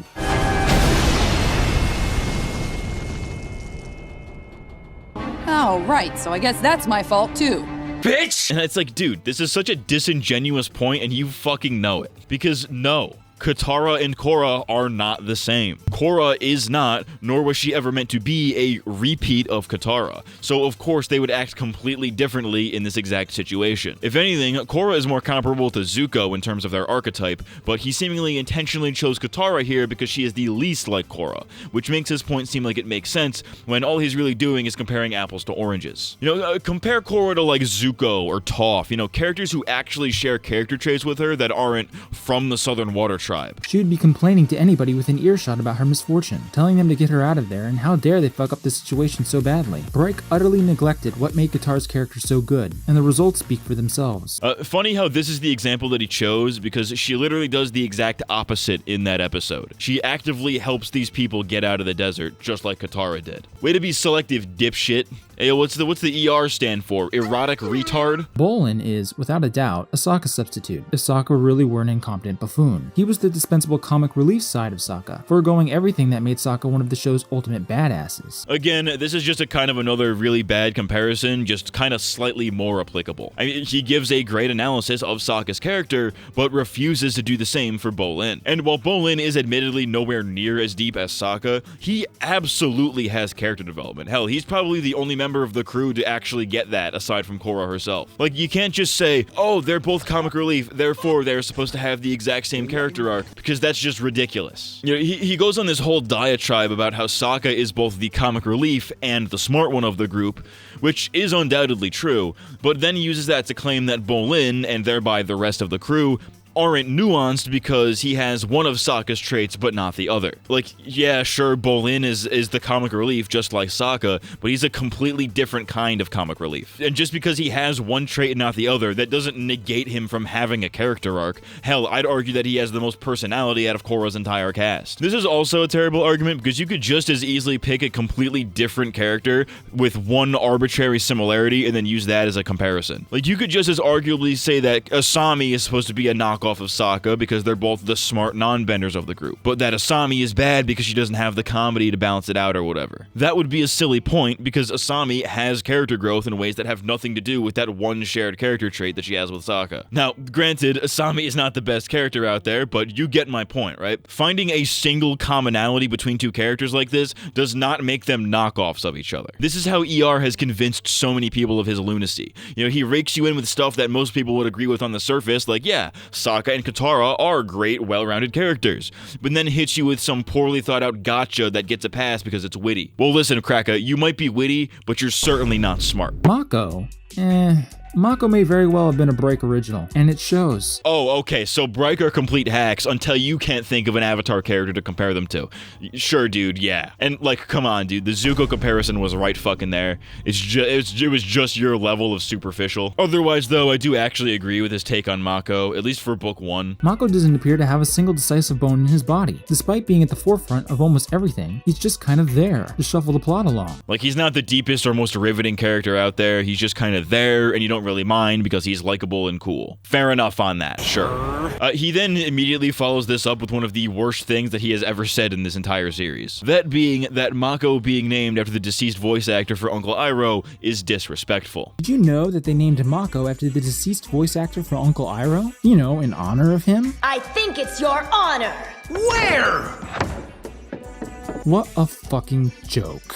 My Kraka, you do not get to decide that. Like, imagine how sad of a human being you have to be to see that these guys named one of their characters after one of their friends and collaborators, you know, one of the most inoffensive things of all time, just to shit on it because you didn't like that character. Suck every penis. Reason, whatever number we're on. Mike and Brian. ER's point here is that because he loves Avatar The Last Airbender and hates The Legend of Korra, that means that Bryke intentionally made their new show bad to tear down their good show. But after a good bit of brainstorming, I think I got it. My working theory is that Mike and Brian deliberately attempted to build up Legend of Korra by actively and rigorously tearing down Avatar The Last Airbender.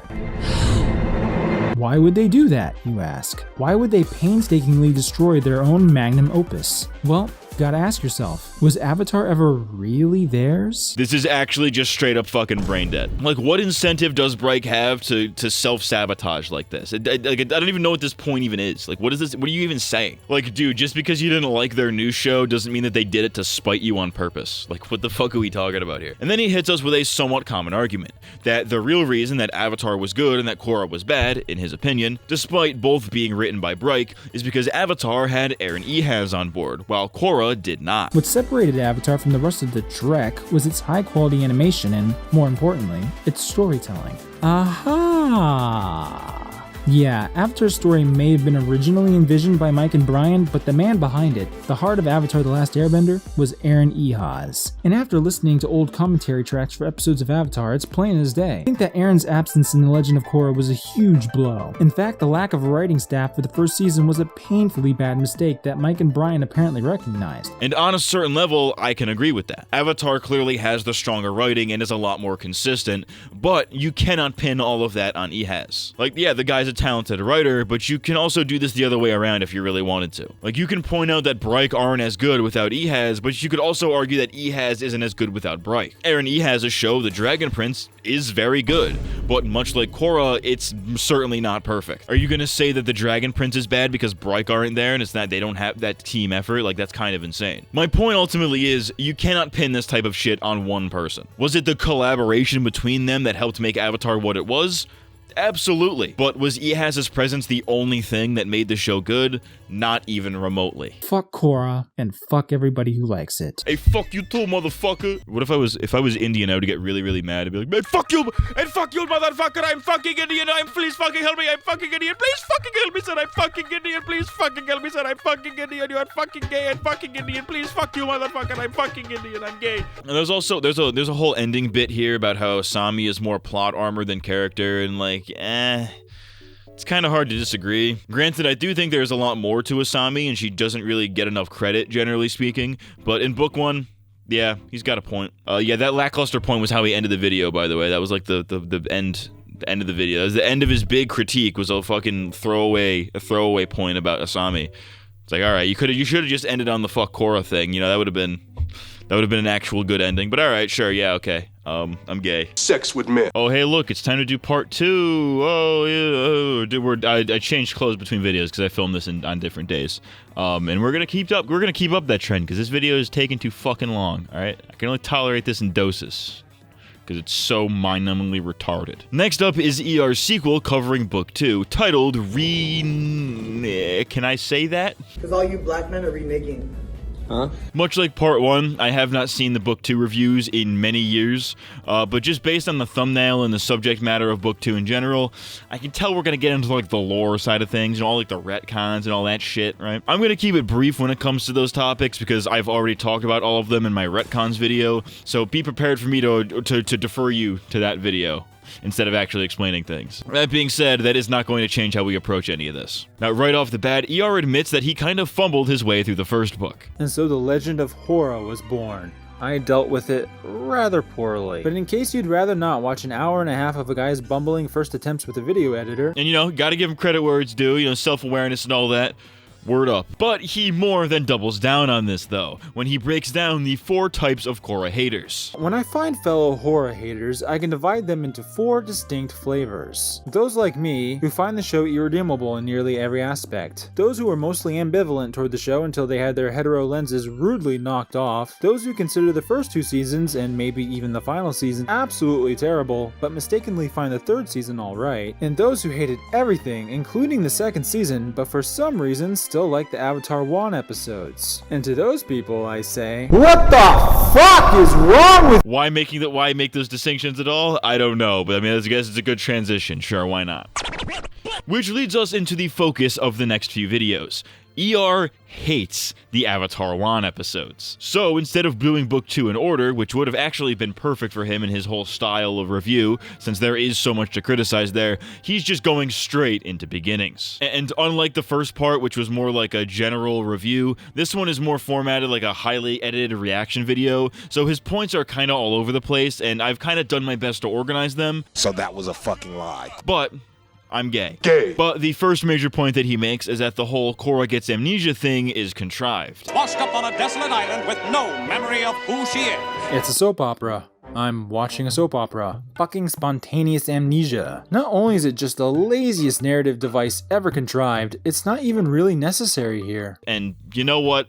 I completely get it. Amnesia is a trope that is often not done very well, and in this particular case, yeah, it wasn't really necessary. You know, Korra didn't need to get amnesia for her to meet Wan. She could have just as easily met him through a variety of other ways. Now, could they have handled this a lot more eloquently? Sure. But does that make it inherently bad? No. I do not think so. Wait a minute. Are those fire sages? Why are there more fire sages? Okay, there would probably be more fire sages than just those who maintained Crescent Island. It still feels inelegant. I mean, bro, did you think that the fire sages that we met in Avatar were the only ones that have ever existed? Like, I know he points out how dumb of a nitpick this is, but like, can we be for real with this? Can we be dead ass? Now, he then follows this up by questioning why these fire sages are women when they have historically been men. Wait a goddamn minute. Why is a woman talking? Why is there a female fire sage? Fire sages are supposed to be religious authorities, you know, part of a boys-only club. But it looks like in the past 70 years, there's been a rise in affirmative action, hasn't there? Now, my response to this is that why do you think that the fire sages can only be men? I think this is another example of a small sample size wrongly influencing your biases, right? Like, sure, we only ever see one set of fire sages, and they all just so happen to be a bunch of old dudes. But they are clearly not the only set of fire sages out there, and if you assumed that, that is on you, not the show. Though, given the joke here about affirmative action, it's safe to say that Mr. R here is not exactly too fond of female empowerment. The American people are tired of women. I'll cut him some slack though, because again, these videos came out in like 2016, which was the peak of like anti-SJW stuff. Like, it was cool to own the libs at the time, but now, woke is fucking back, baby. Woke is so back, dude. Hashtag dark woke. Woke is back, baby! Let's go! I'm so woke. Somebody make Flyleaf I'm so sick, but make it I'm so woke. That'd be pretty funny. That would suck so much dick, it's insane. Before it destroys her avatar spirit. Alright, what the fuck? Since when could firebenders use their fire to sense spiritual energy? I sure as hell don't remember Iroh blazing it up here. I really don't know what kind of point you're trying to make here. Like, I do, like, I know what you're saying, but like, I don't know what it means largely, you know? Like, yeah, sure, there is no precedent for firebending being used in this way, but it is also for that very reason that it can be included here. And I would also argue that Iroh is a special case, since he is a uniquely spiritual individual, as is demonstrated on numerous occasions. So it would stand to reason that somebody not at his level of spiritualism would need a little assistance from their bending, not unlike how the waterbenders do it with their healing powers. Think, ER! Think! Let the waters cleanse the darkness that plagues your spirit. Oh, okay. Okay, this is apparently spirit water, which, you know, used to come only from the spirit oasis at the North Pole, probably because spirits resided in it. But now there's a pool of it on some bumblefuck Fire Nation island, too. Fantastic. Well, one, they never say that this is spirit water. I mean, yeah, it is heavily implied that it's special, but they never explain why. And two, ER wrongly assumes that the spirit oasis at the North Pole is the only source of spirit water in the physical world. This is never stated to be the case, he just made that up for an excuse to get mad at something. In order to remember, you must regain your connection with your avatar spirit. But aren't you her avatar spirit? Isn't she her own avatar spirit? That's how it worked in the original show. That was never how it worked in the original show. In fact, the original show is extremely vague about how the whole avatar spirit thing works, but we'll put a pin in that now because we'll get to that later. Also, I talked about this in the retcon video, so go watch that. ER's next big diatribe is in regards to the art direction, specifically why the characters still look the same despite everything else having a different art style. Alright, right out the gate, I have a pretty big personal problem with Juan's world, and that has to do with the art direction. As you can plainly tell, the background art is stylized to resemble such things as Chinese inkwash paintings and Japanese woodblock art, which lends this ancient Asiatic-like world, well, an ancient Asiatic-like feel. And that's fucking great. But the characters inside of it, on the other hand, look the exact same as they do in Korra's era. And why? Why change the look and feel of the environment, even animate certain things in that style, but then leave the characters as is, jarringly out of place? This is another thing that I can agree on, but to a point. Like, yeah, that is weird now that you point it out. Still not going to change my view of the episode as a whole, because, again, I and many others would probably not have noticed this until you pointed it out. The episode still looks fantastic visually overall, so why dedicate this much time to something that ultimately doesn't end up mattering all that much? But, you know, hey, if that was jarring to you, then that was jarring to you. Fair enough. I can't really disprove or debunk that one. Getting into the real meat and potatoes, the big hang-up that ER seems to have with Juan's character is that because he's a thief, he doesn't feel any sympathy for him. Am I supposed to feel bad for some freeloaders living in a treehouse? You guys are hungry too, huh? Oh, because he feeds the animals, I'm supposed to think he's a good guy. Aw, it's not working. It is a bit strange why he thinks this, considering Juan's story is very much a Robin Hood type beat. He steals from the rich to give to the poor. Pretty fucking simple. But through this, you can kind of tell that ER doesn't think too kindly of the less fortunate, since he frequently makes reference to poor people and crazy libs that want government handouts from Bernie Sanders. Can you tell this video came out in 2016? The people of Republic City have suffered for too long as the top 1% of benders have taken over all the wealth. It turns out that the top 1% of society are all benders. What does this have to do with Israel? I'm gay. In all seriousness though, I'm not going to address his political retardation because I am not a political channel, and that's not what this video is about. The video is about his terrible arguments against the Legend of Korra, not his dumbass political views. It's also, again, it's a 10-year-old video, like, why even bother? You know. Next is the whole lion turtle bending retcon. This has been explained to death already, no need to repeat this. Watch the retcon video for a full, detailed explanation, because this has already been done a million fucking times already. However, there are a few specific points that he makes in this video that I have not seen elsewhere that I would like to address. Oh, so he can use it immediately, without any prior training or foreknowledge or anything. So great, the whole idea of bending as a martial art, a discipline, and an innate genetic ability completely wiped from the slate. You hearing me correctly? Bending is now a magic power on par with waving a fucking wand. No, not even a wand really, since the Hogwarts kids still needed genetic predisposition to perform magic. No, this stuff is just free-for-all superpowers. Correction. It was just free-for-all superpowers. This was not the case during Aang or Korra's eras, where they still needed to train and do all that shit. It's been 10,000 years, my guy. A lot can happen in 10,000 years. Zuko said dragons were the original firebenders, not fucking lion turtles, not these people. Did the lion turtles bestow the elements upon these creatures too? Well, it was ancient times. When the lion turtles disappeared, the old ways of bending must have been forgotten and benders had to relearn them via nature. Zuko and Toph and everybody else might be misattributing the origins without knowing any better. Oh, okay, so everybody's wrong in Avatar. Except they aren't. People still learn from the animals, that much is absolutely still true. Your mistake was assuming that that meant that the ability to bend came from the animals, which is never actually stated in the show. And I don't blame you, because I and many others assumed that too until Korra came along. But this is simply a recontextualization. Now, when Aang and friends say that they learned from the animals,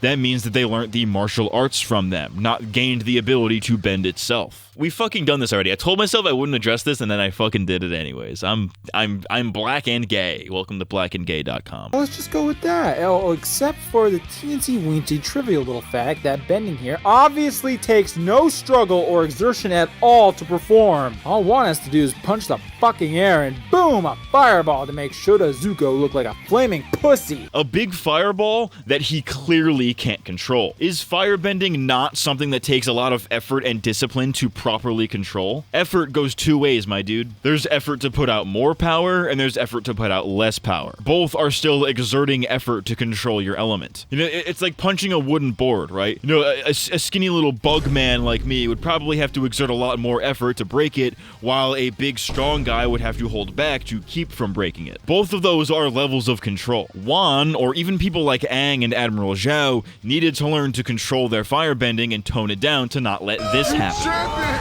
The same way that Aang needed to be more furious with his fire to make it bigger. It's a two-way street, my guy. He also brings up a lot of strawman arguments with this, where, like, you know, he mocks the people who try to explain why this actually works. The answer is so simple and he knows it, but he has to insert all these assertions like, oh, people forgot how to bend somehow, as if that was a legitimate point that anybody would actually make. I mean, I guess it's video essay 101. If you make your opposition appear stupider than you, then you can convince people of pretty much anything. There you have it, folks. This episode single-handedly retcons the entire bending system. Yes, Korra undermined it, and significantly, but here Wan actually invalidates it. The old system has been made into a lie, and this is part of the reason why I consider these episodes to be the worst of the Legend of Whorra. To reiterate from earlier in this video and from my retcons video, this is not the case. Wan inadequately bending fire with zero form or control does not, in any way, shape, or form, invalidate the years of training that characters like Aang, Zuko, Katara, Toph, and yes, even Korra had to go through to become proficient in their respective elements. Because just like all of these characters, Wan still had to train in order to use his element effectively. And okay, even if you do want to argue that Wan being handed fire makes it automatically easy to use, it doesn't, then consider that something being easy in the past doesn't make it easy for people in the future. Wan lived at a very different time than the gang or the crew, where things work completely differently. And slight tangent, but they're allowed to work differently here, because this is the start, this is the origin, this is how Wan set the precedent that ER is arguing has been invalidated. But anyways, things work differently now. These characters didn't have a lion turtle that they could call on at any moment to give them bending powers. Except him, I guess, but only that one time. And to act like that that is at all equivalent to Juan, who does have that available to him, is actively disingenuous. Why is this guy who has the easy way out much more efficient than the people who didn't have the easy way out? Like, that's how you sound. Like, that's how stupid this is. Now let's move on to part 2 of part 2. I'm gay.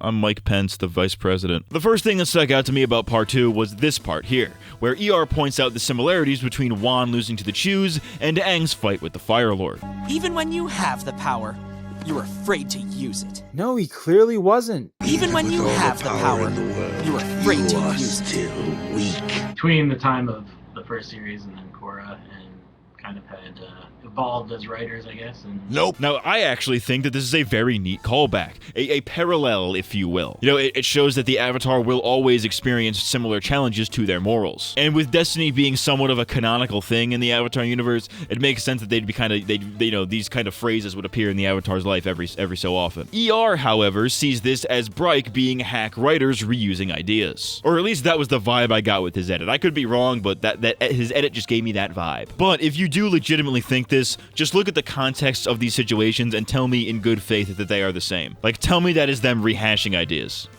I dare you, please. We are in the year 1 AK after Kirk, and we really are doing this right now. I am sorry for stealing the fire from you, and I accept my punishment.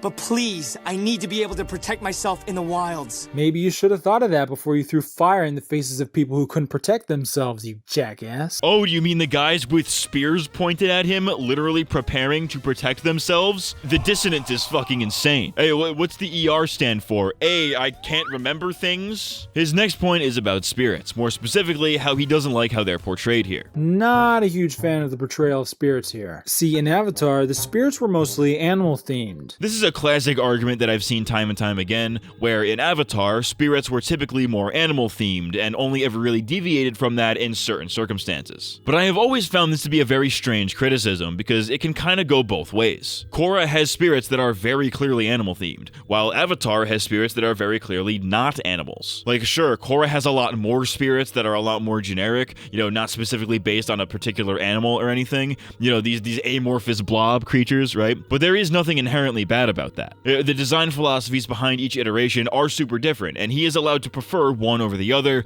I just think it's silly to call it bad for this reason. Like, there's nothing inherently bad about there being a different design philosophy. All in all, it was like a world within a world. It had consistency, and I thought it was all beautifully portrayed. Dude, if there was anything that had consistency in The Last Airbender, the spirit world was certainly not it. The very first time that Aang enters the spirit world, he's not even actually in the spirit world. It's his spirit outside of his body in the physical world. Yet later, when he actually does enter the spirit world, he acts like it's his first time there. Either Aang was wrong, or somebody changed the rules in between. Now, I don't want this to come across as a "but what about Avatar" criticism, but you cannot praise it for being consistent when it's actually less consistent than the thing that you're criticizing. I mean, like Korra's iteration of the spirit world or not, but it was absolutely more consistent than Avatar's version. It also helped that it was scarcely portrayed, so that it retained a certain miasma of mysticism. But fuck that! Spirits everywhere! Because more! What the fuck is this? Now, on the topic of the spirit world being scarcely portrayed, as ER puts it, I kind of agree. I think that Avatar handled it a lot better by giving it an aura of mystery, and they just went a little bit too hard with it in Korra, if you ask me. That being said, this episode in particular is the Avatar's origin story, and you can't tell that story without the spirits, so of course there's gonna be a lot of them. A whole fucking damn shitload of them. His next point is about the spirit portals, which he fundamentally and probably intentionally misunderstands. Why can't humans also enter the spirit world without being the Avatar or an ultimate badass? Oh wait! They can now! Because there are portals! Big fat doors to the spirit world. Uncle Iroh achieving nirvana? What a schmuck! Zhao finding a hidden spirit library in an expansive uncrossable desert guarded by a librarian owl monster from hell? Stupid idiot! Aang needing to talk to Roku right on the winter solstice? Your iceberg was parked right next to the portal, you big dopey dope. But mama Everstein. Fuck off! The argument here is that because the portals exist, that all the characters in the original show who would meditate into the spirit world and shit like that that are invalidated by the existence of the portals. This is just obviously not the case, since not only did nobody seem to know about the portals in Avatar, but even if they did, there was nothing they could really do about it since they were closed. If anything, I think that makes the achievements of Iroh and others who have successfully meditated into the spirit world even more impactful, since they were spiritual in an age where very few others were. And no, the Everstorm is not a reason for why Aang couldn't use the portals. This is a fucking straw man and you know it. The real reason is because, as Unalaq states, that only a fully realized avatar can open the portals. There's a reason the Glacier Spirits Festival ends on the winter solstice. And that's when the spirit world and the physical world are close together. Only then can the Avatar open the portal. Even if Aang and friends did know about them, which they didn't, there wasn't shit they could really do about it at the time, since Aang was still in training. Now I can tell that ER is being a little facetious here, but I have also seen this point regurgitated in my comments section unironically, so I felt the need to address it. Like, listen, you can think the portals are dumb all you want, but you sure as hell can't say that they aren't explained, even if they are explained almost to a fault. Hello, I'm ER, and I'll be your guide on your spirit tour today. Now, if you'll look straight ahead, you'll see director Miyazaki being ripped the fuck off. Dude, it's an homage. Can we be dead ass? Like, Bright are extremely open about how Miyazaki's work heavily influenced Avatar. To call this a ripoff when it's clearly just a nod to their inspirations shows just how uninventive and unfun ER is as a person. Oh, how dare the creators have fun with their show that they made. How dare they? Nigga, did I just catch you having fun? Help! Help! So Wan just got a guy killed because he wanted to eat dinner. I can't believe I'm saying this, but I think Wan might just be more of a cunt than Korra is. Oh my god, bro. Oh, hell no, man. What the Dude, can we be fucking dead ass here? You're being intentionally uncharitable here. Like, is this a bit that you're doing here? Yes, obviously. But have I also seen this unironically argued in my comment section before? Absolutely, which is why this is being addressed. To say that Wan is a bad person for helping a defenseless animal because he's denying these hunters of their food in the process is a level of mental gymnastics that we reserve for philosophy majors. Oh, but like, if you're denying them food, then you're killing them, which is actually worse than what they were gonna do to the animal. It's like, Kraka, you can trace back anything like this if you wanted to and make it seem like it makes sense. If I buy the last Twinkie, then I actually killing the guy who wanted to come in and buy the Twinkie because he no have the Twinkie and he starved to death. Like, this is fucking ridiculous. The point was to show that Wan has learned to respect nature and the spirits. He is a person who stands up for those who cannot defend themselves. This is such a common writing trope that you would have to be actively disingenuous to not get it. Wait a second, forgot who I was talking about here, of course. Silly me. Yeah, this really doesn't hold any significance anymore since you don't have to train physically or mentally to firebend. Crackit, this is literally him doing that. Bending is a martial art on top of being a power. It's not fucking rocket science, dude. Like, you literally show the line that explains why this is significant. And the way Wan moves fire, it's like nothing I've ever seen. He uses it like it's an extension of his body. And then use it to talk about fucking nature or some shit. Like, what are we fucking doing here? Yeah, down with the rich. Fuck the 1%. Yeah, hello, base department? I'd like to file a motherfucking claim, please. Again, the entirety of the conflict will be set up by Wan being a fucking idiot. Hey, dipshit. That's how conflicts work. If characters were 100% rational all the time, there would be no fucking story. Mistakes drive stories, but apparently in The Legend of Korra, characters aren't allowed to make them. Genuinely, how are you this retarded? Why are we still going with this shit? All Whorra was instructed to do was to find Rava, and without lifting a goddamn finger, she found Rava. Can't we just end it here? Please? Finding Rava was never the point. Well, it was, but it's not just about Rava. It's about Wan's story. It's about how he becomes the Avatar. By learning Wan's story, Korra learns about Rava and Vatu, harmonic convergence, and all of that bullshit that all sets up stakes and the entire premise of the finale. There's very clearly a reason for this. It's not just about, oh, we found Rava, let's end the story. Like, what the fuck? Like, that doesn't fucking mean anything. Am I overanalyzing this? Yes. I suppose now is as good a time as ever to lay into these spirits. Now That's what I'm talking about. Speak a little Chinese for him, ER. So, ER has a lot of hang-ups with the portrayals of Rava and Vatu, some of which I actually agree with to a certain degree. His first hang-up, though, really bothers me because it is literally just semantics. So, he explains that yin and yang are meant to be two opposing yet equal forces, such as light and dark, male and female, hot and cold, etc. However, in real life, yin, aka the white one, is actually the evil one, while yang is the good one. His problem is that Bryke switched the color scheme, so that Rava, who is meant to be the good one, is actually colored to have all the typical bad traits like negativity, darkness, cold, etc., while Vatu has the good color palette despite being the evil one. From what I understand, Bryke is going for the yin-yang concept here. Yin-yang is how the ancient Ching-Chong schools conceptualized dualism. More specifically, yin-yang refers to contrary but complementary energies that manifest themselves physically and balance each other out, creating and simultaneously stabilizing what is our universe. Light and dark, hot and cold, life and death. These things would be the energies that make up and hold together the fabric of existence. What you may be interested to know is that I'm giving you the energies in the wrong order. It's not light and dark, but yin actually is darkness and yang is light. So if this is truly what Bryke wanted, and I'm 99% positive it is, Rava technically corresponds to yang, and Vatu to yin.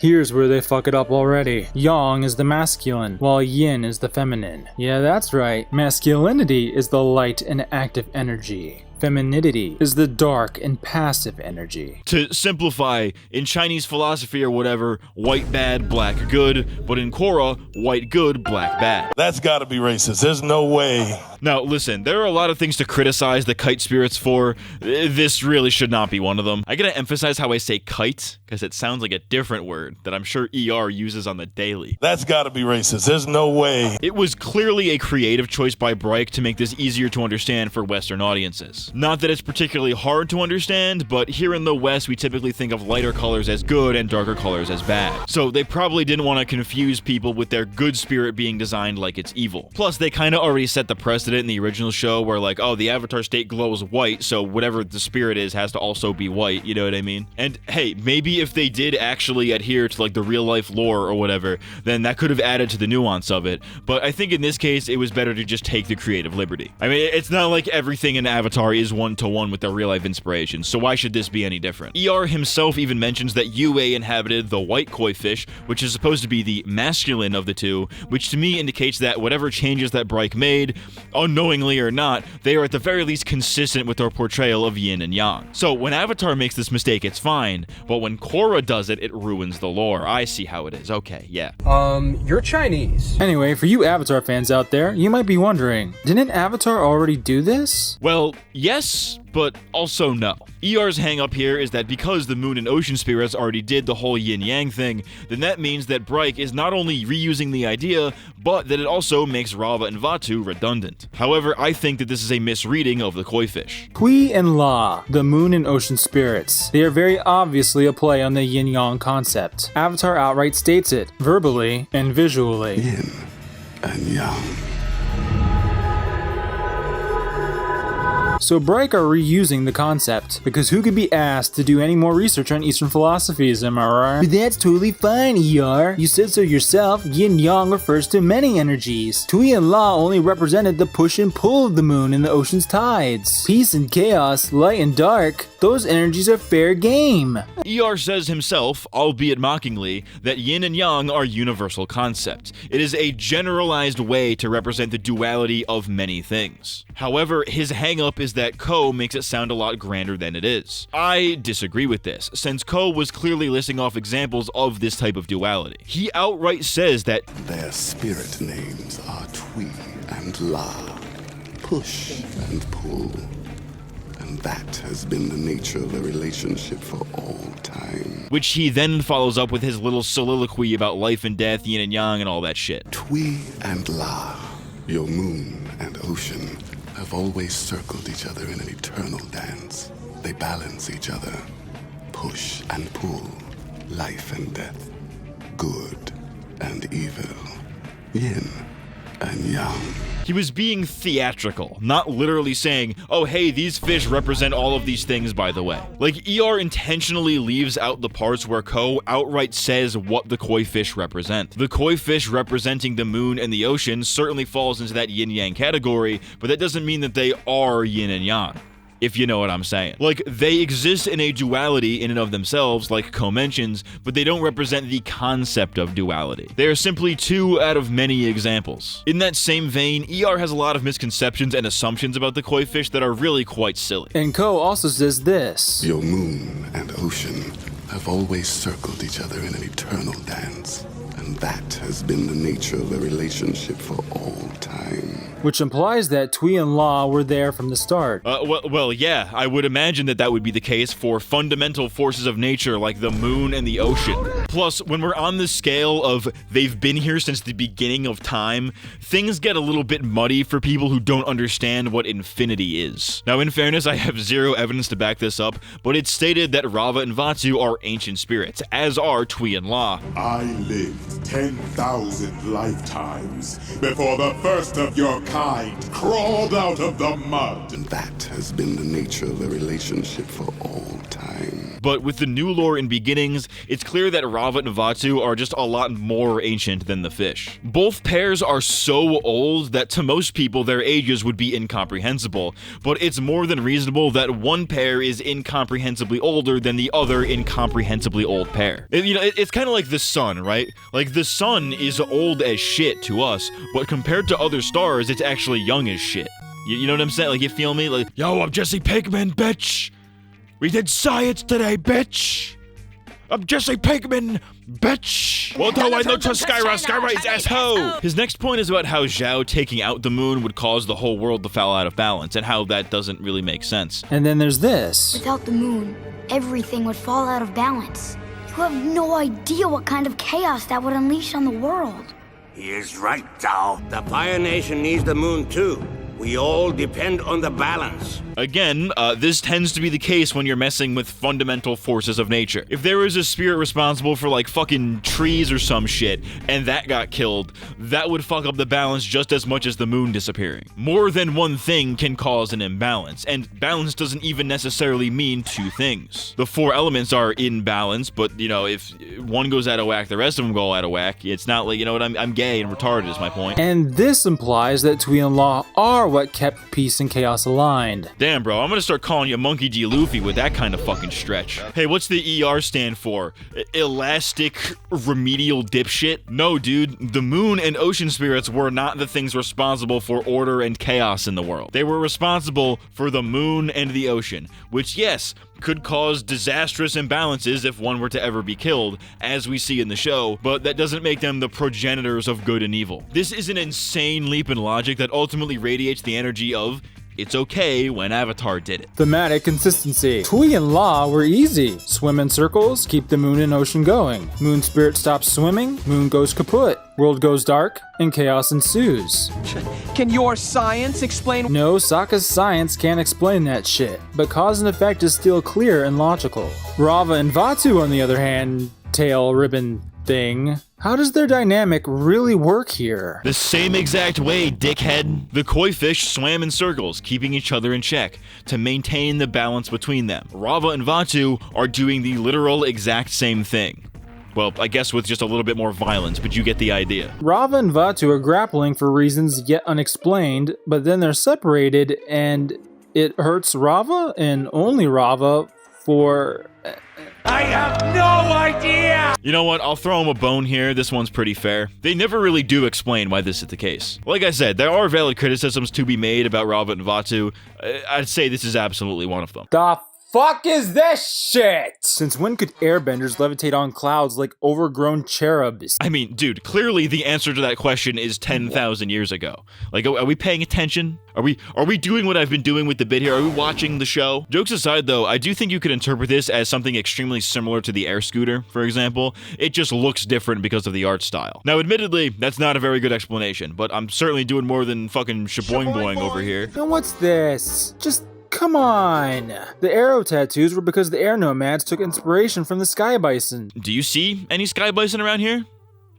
Me neither. So clearly, the arrow thing came later, because look at what these guys have in their heads. It's not a fucking arrow, I'll tell you that. His whole rant about the slightly different tattoos is honestly super silly to me, because he assumes that traditions cannot change and evolve over time. Like, yeah, these ancient airbender people had all these tattoos, which was clearly changed and modified over the years and given new meanings. This happens all the time in real life. Just look at, like, Christmas or something, right? Thank God, nearly every problem Juan faces can be solved with throwing fire. Fire bending. Remember, it's a martial art, which he created. Just so we're clear. So let me be clear. ER's next major point is in regards to harmonic convergence. In the Legend of Korra, this is when the planets align every 10,000 years, which brings the physical and spirit worlds closer together. But in Avatar: The Last Airbender, the two worlds became close together during times like the solstice, so why bring it up? Real quick, harmonic convergence is a real thing. It was one of the world's first globally synchronized meditation events in 1987 that coincided with an exceptional alignment of planets in the solar system. It was thought to cleanse the world to bring about a new era of peace. So I don't have to tell you it's complete bullshit. In Wangland, harmonic convergence is slightly different. The planets align, but only every 10,000 years. When that happens, the spirit portals merge, bringing the physical and spirit realms the closest together. Now, in Avatar, it was the summer and winter solstices every year that brought the physical and spirit realms the closest together. And there weren't any bullshit portals to fuck it all up! Who cares if the portals are merged? They're fucking doors! His point doesn't really go any further than that, but regardless, it is a silly point because both things can be true. Like, yeah, the two worlds can become closer together during the solstice, but even closer together during harmonic convergence. I don't see what's so difficult to understand about that. During this event, Rava and Vatu must battle it out, and the winner decides the fate of the world for the next 10,000 years. But as Rava will explain later, when one of them wins, the other kinda just disappears for the next 10,000 years until they're restored. Doesn't sound very balanced, does it? I mean, yeah, it kind of is. The universe said that it's my 10,000 year turn on the Xbox. Gaming. Jokes aside, I do get what he's saying, right? It doesn't really make sense to add the stipulation that the two need to fight every 10,000 years when they were already fighting before that. And you know what? Fair enough. That being said, is it also not reasonable to assume that they were connected here for a reason? Like, these spirits are so old that chances are they've done this whole song and dance multiple times before humanity even existed. And there were likely times where Rava won and times where Vatu won, hence why they know exactly how this works. The reason that they were connected here is likely because they were coming up on the end of another 10,000 year cycle where one presumably defeated the other. Their battle is fated to happen every 10,000 years regardless, but in the time that it takes for one to regrow inside the other, there's obviously going to be times of overlap, where the regrown one is big enough to fight back, even though it technically isn't time for harmonic convergence yet. I'll give you that this isn't explained very well, but it most certainly is implied, and you can totally put the pieces together if you so choose. Now, should you have to? No. But does that make it bad? Kinda, a little bit, kinda, yeah. Like I said, a lot of fair criticisms about the kite spirits, but like, I don't know, we're on the edge with that one. I ask that you grant me the power of air so that I can defeat Vatu before it's too late. Oh boy! Instead of our protagonist trying to defeat this great opposition through his own capability and effort and the support of his loved ones, like in some other better series, no, Juan will just ask for more magic powers! This is so enthralling! Except he's literally shown training in each new element that he obtains. It's not the fact that he has the power, it's how he uses it that matters, as is the case with every other avatar. Nobody cares about how Aang unlocked waterbending, it's about how he uses his waterbending. You know what I'm saying? Rava must hold the power for you. Why? And spirits can now possess bending abilities? Is there anything else about the Avatar universe's rule set that you'd like to utterly demolish before we carry on? Dude, no correlation whatsoever. Rava holding the elements for Wan doesn't mean that she can bend them. And even then, there's no rule stating that spirits can't bend. And since I know that this is what you were getting at, bending in the spirit world has been more than explained in the season that you decided to skip. Even if that wasn't the case, though, they're not even in the spirit world here. This is the physical world, so it doesn't even make sense to argue this in the first place. I will help you restore balance to the world. Like you're doing some great favor when you're just a 2-bit thieving murderer who put the entire world at risk. There is nothing redeeming about you. This guy loves Zuko, by the way. Just saying. Like, dude, either redemption is allowed or it isn't. Fucking pick one. Vatu will destroy the world as you know it.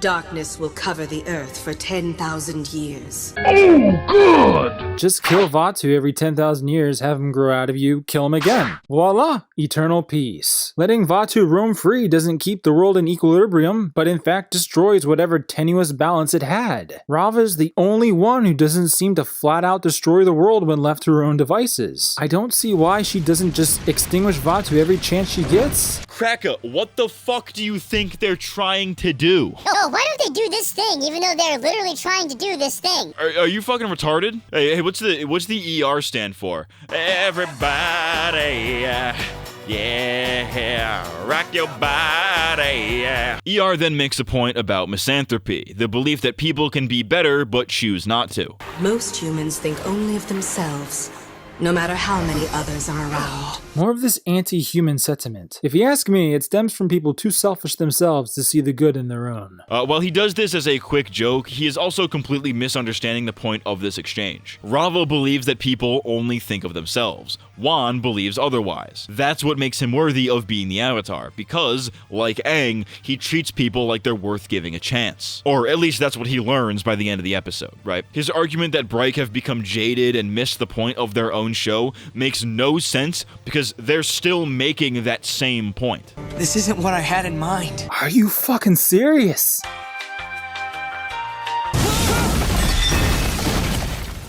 Follow me! When did you become so violent?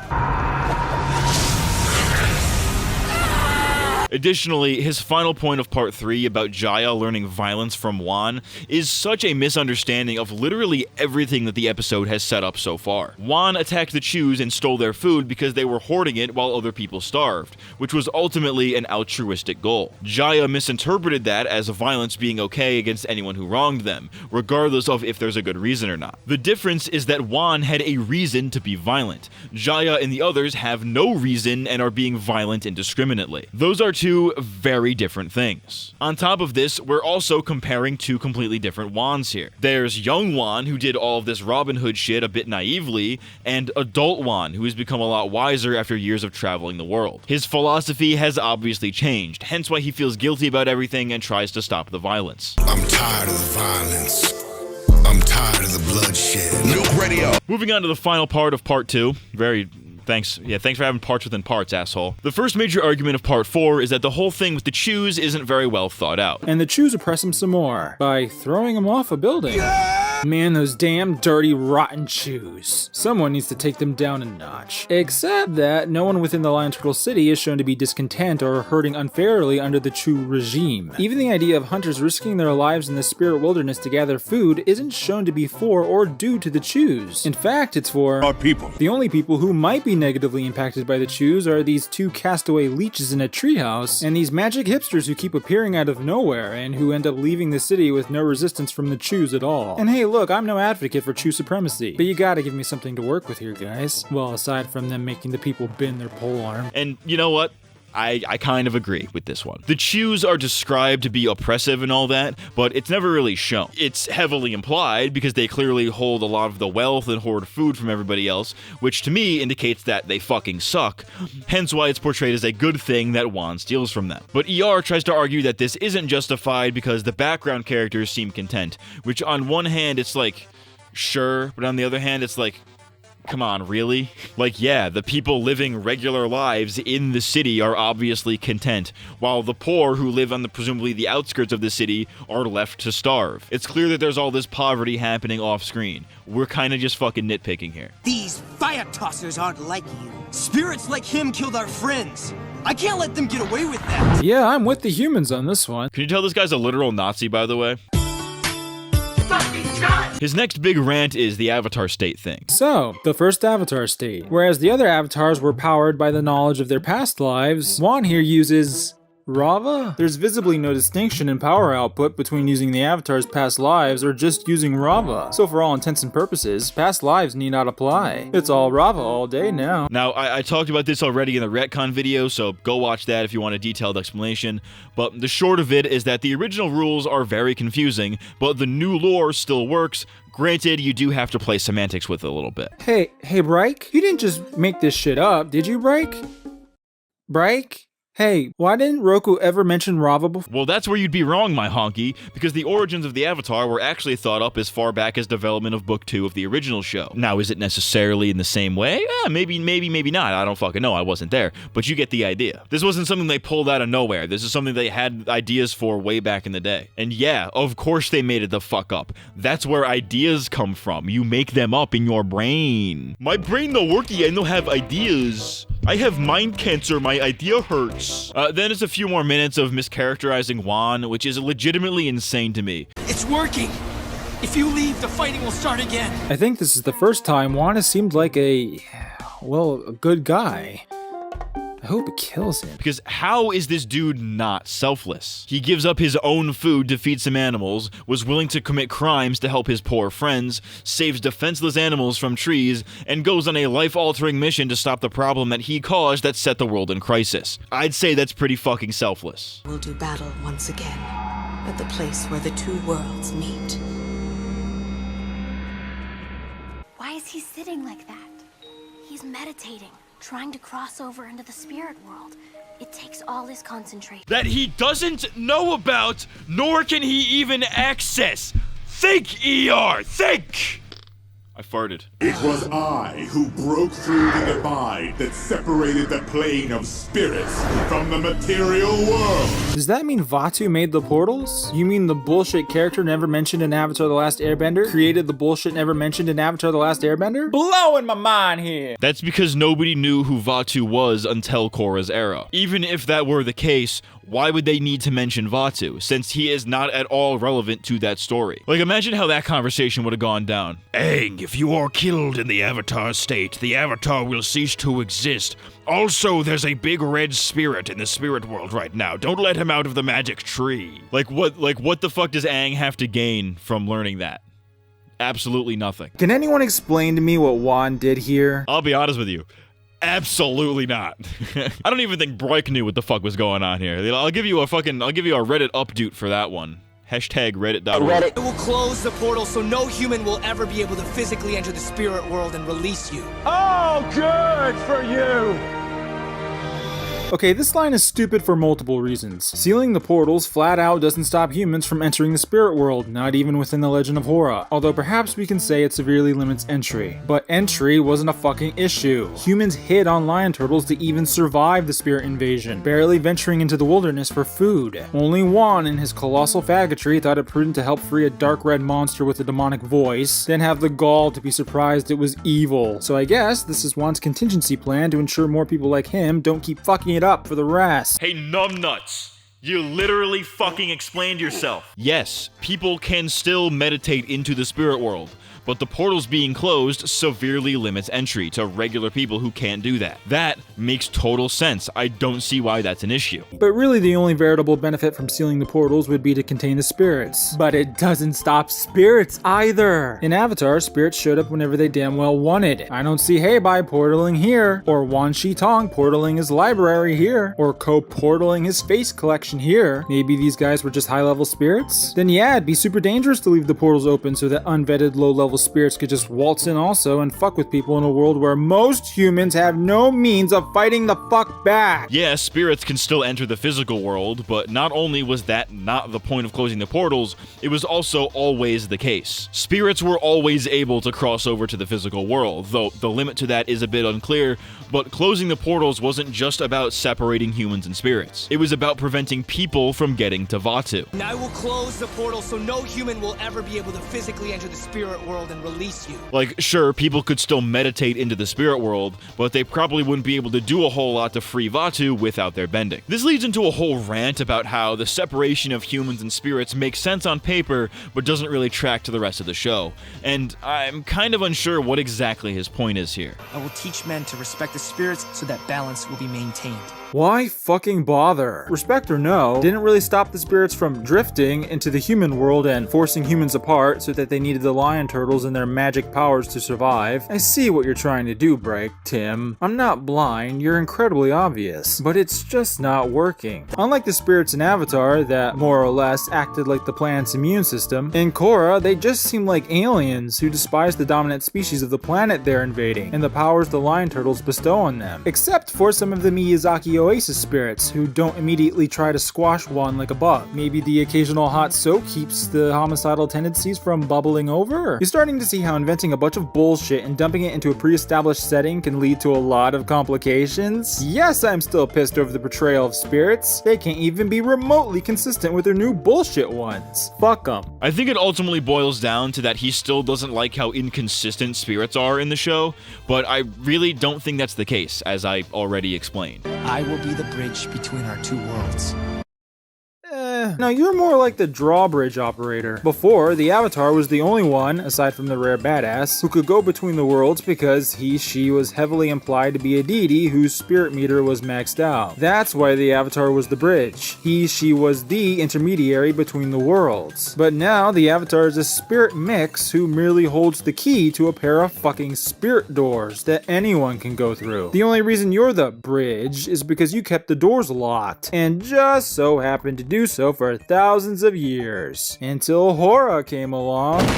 Of course. How is any of that changed or contradicted, though? Portals or not, the Avatar is still the only person who can reliably travel between the two worlds and commune with the spirits, because they are literally half spirit. Nobody is more better attuned to it than them. Different groups of people must learn to live together. Wait. The spirits must stop fighting with humans and return to their home in the spirit world. Different groups of people must learn to live together. What the fuck is this complete 180? You just physically separated humans and spirits because the two groups couldn't coexist on the same plane. Why must different groups live together? Look, man, the groups are going to divide themselves into the four nations anyway. When one nation tries to subvert this order with the best of intentions, the world will be thrown into a century-long war. Unless you mean together but separated? I am so confused. This isn't a 180 at all, if you ask me. Yeah, Wan separated spirits and humans because they couldn't get along, but that now leaves a bunch of different groups of humans who also can't get along, especially now that they no longer have the lion turtles to turn back to. I would honestly argue that this is an example of an Avatar making a choice that they thought was a good idea at the time, but ended up having negative consequences, which is a running motif in the series, and is quite possibly my favorite thing about it. Wan separated humans and spirits to keep humans away from Vaatu,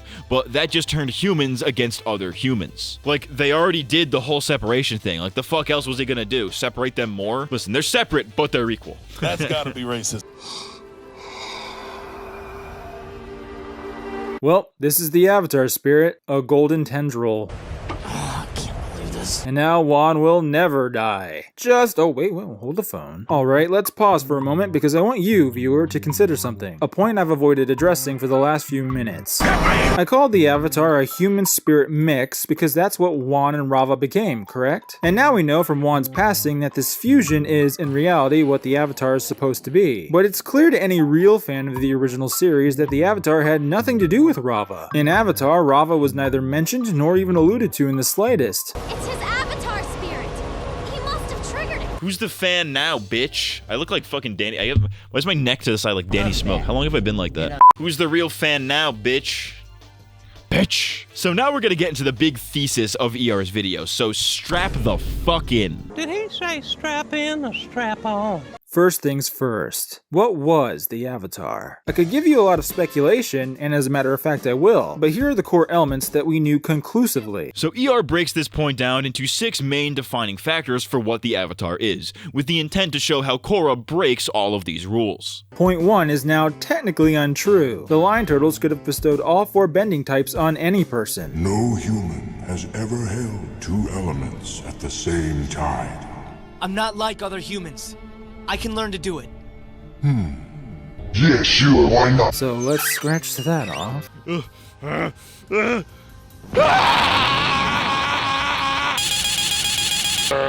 They literally explain that this was only possible with Rava holding the other elements for him. Any random Joe Schmo could not just go up to the lion turtle and get every element, because the lion turtle says that that is not possible. But even if they could do that, the lion turtles aren't around anymore, so how would this even still happen? For all intents and purposes, this rule is absolutely still true. On top of this, the fact that Juan was the only person to be able to do this, with the help of Rava of course, is more of a thematic point than anything. As Tenzin points out in the Book 2 finale, Juan was a legend because of who he was, not what he was. He could not have become the Avatar if he wasn't a righteous person to begin with. He was given the elements because he proved that he had the noble goal of saving the world, which nobody else was seemingly willing to do. And while I am jumping a bit ahead here, ER later makes a big point about escape from the spirit world and how it is ruined by beginnings. I think it's the opposite, because the whole point of beginnings, the Book 2 finale, and escape from the spirit world is that for the Avatar to be the Avatar, they need to be a good person at their core. Nobody else can bring balance to the world because nobody else has the full picture, like the Avatar does. It was never about the 4 elements or how they learned them. It was about how they became a person worthy of being the Avatar. Point 2 has been altered. It's not the incarnation of a single entity, but rather 2. The incarnation of a human and spirit bonded together. Also, the Avatar spirit is now Rava, the spirit of peace and light. What's the difference? Literally, what is the difference? Rava literally is the Avatar spirit,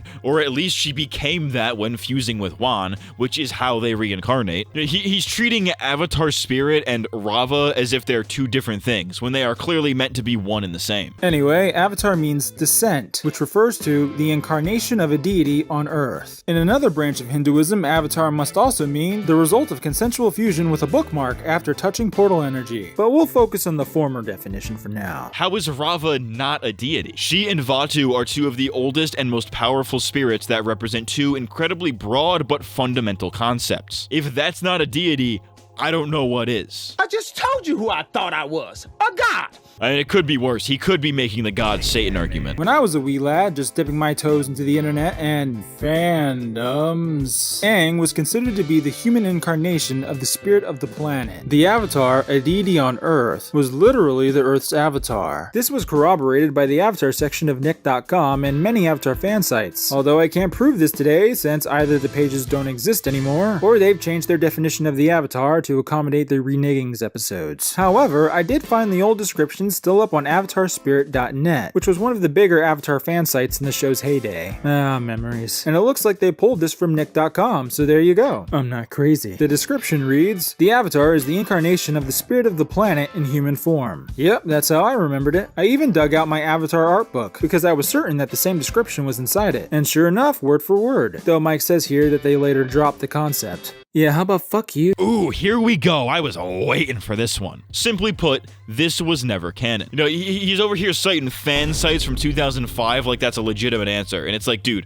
what the fuck are we doing? But okay, right, where did this spirit of the planet thing even come from? Well, like ER mentions, this was on the Nickelodeon website back in the day, but it originates from the series Bible that Bright used to pitch the show. While this definition did come from them, Mike DiMartino has stated that they decided not to go with this for the final series, hence why it is never mentioned. You yourself even acknowledge this, but then brush it off like it doesn't matter. Like, dude, you can't cherry pick evidence like this, my guy. Now, this idea being mentioned on the Nickelodeon website was likely just an oversight, since a marketing/web design team was likely given the series Bible without any consideration for what was actually going to be in the show, and then we're probably just told, here, make a website out of this, and this just so happened to slip through the cracks. It was never intended to be canon, so you cannot use this to claim that the Avatar as a concept was changed or retconned. Now, I can't stop you from liking that idea better, but you cannot retcon what was never canon to begin with. Back in the day, that description totally worked for me. Who would be more concerned with keeping the planet in balance and harmony than the incarnation of the planet's spirit itself? The reason Aang was so attuned to the spirit world, which used to be portrayed as an extension of nature, was because he was also an extension of nature itself. The reason he could bend all 4 elements was because he was born of those elements. Then little details like Aang sensing Appa through the roots of the world tree, getting a headache when when the moon spirit was distressed, his pacifistic nature, and being a vegetarian, it all meshed seamlessly with the Avatar being the planet's spirit in human form. That's all speculation, ER. Yes, thank you, that's a very, very good point. I could speculate about the Avatar. Even if the Avatar definitively wasn't the human incarnation of the spirit of the planet, that should not matter. Because after 3 seasons, the Avatar was cemented as an entity belonging to a certain degree of mysticism. That mysticism was an integral part of the Avatar. Now, overall, I do agree with his point that the spirit world and the Avatar's origins being vague and mysterious in the original show was a lot more intriguing. But in terms of canon, there is nothing wrong with what was added by Beginnings. I mean, yeah, they dance around it a little bit too much, but it absolutely does work. ER then does something that I find extremely ironic, which is that he skips 2 of his 6 points and then glosses over them completely. Alright, 3. Who fucking knows about this one without the nations in place yet and with Juan's globalist agenda. Same with 4. Now, granted, he did explain them earlier, and pretty badly at that, but I just find it funny that he introduced 6 points that are supposedly broken by the new show, but then skips over the ones that weren't actually broken. Like, at that point, why even bother with all 6? You know what I mean? 5, as we have already gone over, is now blatantly false. I will no longer be the bridge. The gatekeeper maybe, but the Avatar's no bridge. This is a terrible point. Now, I'm not going to repeat my reasoning from earlier, but his use of Korra's line here about no longer being the bridge does not fit his point at all. In fact, it actively goes against it. Now, for context, Korra says this after she reopens the portals, meaning that there was no longer a need for a bridge between the worlds. That rule was technically changed, but only because it was no longer needed. But your help is not needed. Not needed? Not needed. The bridge between the worlds was less of a rule and more of a role, if you catch my drift. Like, this was something that the Avatar did, it was one of their many responsibilities, but it was never exactly a requirement, you know? Like, in theory, you could be the Avatar and just never deal with the spirit world at all if you really wanted to. And I know this is like extended universe lore and whatnot, it doesn't really apply to this situation, but Yang Chen pretty much did exactly this. Regardless though, my point is that Korra's bar here is terrible evidence to support this argument, and the only reason anybody could possibly think that this makes sense is if they actively ignore the context, which is seemingly what ER did. And 6, obviously untrue. It's not the Avatar state anymore. Never was, according to Juan. Just listen to Roku lying his ass off here. The Avatar state is a defense mechanism designed to empower you with the skills and knowledge of all the past avatars. No, it's not. Juan didn't need to channel past avatars to aid him. He didn't need their skills or knowledge. Hell, he's barely needed any skills or knowledge at all. No need for hundreds of lifetimes of blood, sweat, and hard work. You've got Rava in the Rava state. No further assembly required. Again, I talked about this in the retcon video. Short version, both things can be true. The Avatar state can be both Rava's power and the knowledge of all the past lives at the same time. Like, what do you think Rava is? She's literally the thing that connects the current Avatar to their past lives. So to say that the power is one or the other instead of clearly both is kind of insane. The glow is the combination of all your past lives, focusing their energy through your body. No, that's Rava energy being focused through his body. You should know this, Roku. You knew who Rava was. Why you lying to my boy Aang, you deceitful cunt? But Roku never said that that was the only thing that it did, or the only thing that caused the Avatar state. Roku's bar makes sense because the Avatar state is both a power boost and the knowledge of the past lives. Obviously, past lives are not going to be the case with the first Avatar, so Wan only gets the power boost. Again, this is in the retcon video, I will not belabor the point. Given the Avatar's propensity for human error, Aang asks Yang Chen why the Avatar spirit is a human in every life instead of an all-powerful spirit. Instead of informing Aang that the Avatar actually began as a human who just needed a reason to fuse with an all-powerful spirit, Yang Chen feeds him some bullshit about the Avatar needing to live amongst humans and feel human emotions to truly empathize and want to protect them. Well, it wasn't bullshit at the time of the short, and I quite liked Yang Chen's explanation, but now it's complete bullshit, because the Avatar is part all-powerful spirit. Yang Chen should know this, but when questioned about it, she pontificates and waxes philosophical as if she doesn't really know the true answers behind the Avatar. Wonder why? Keyword here is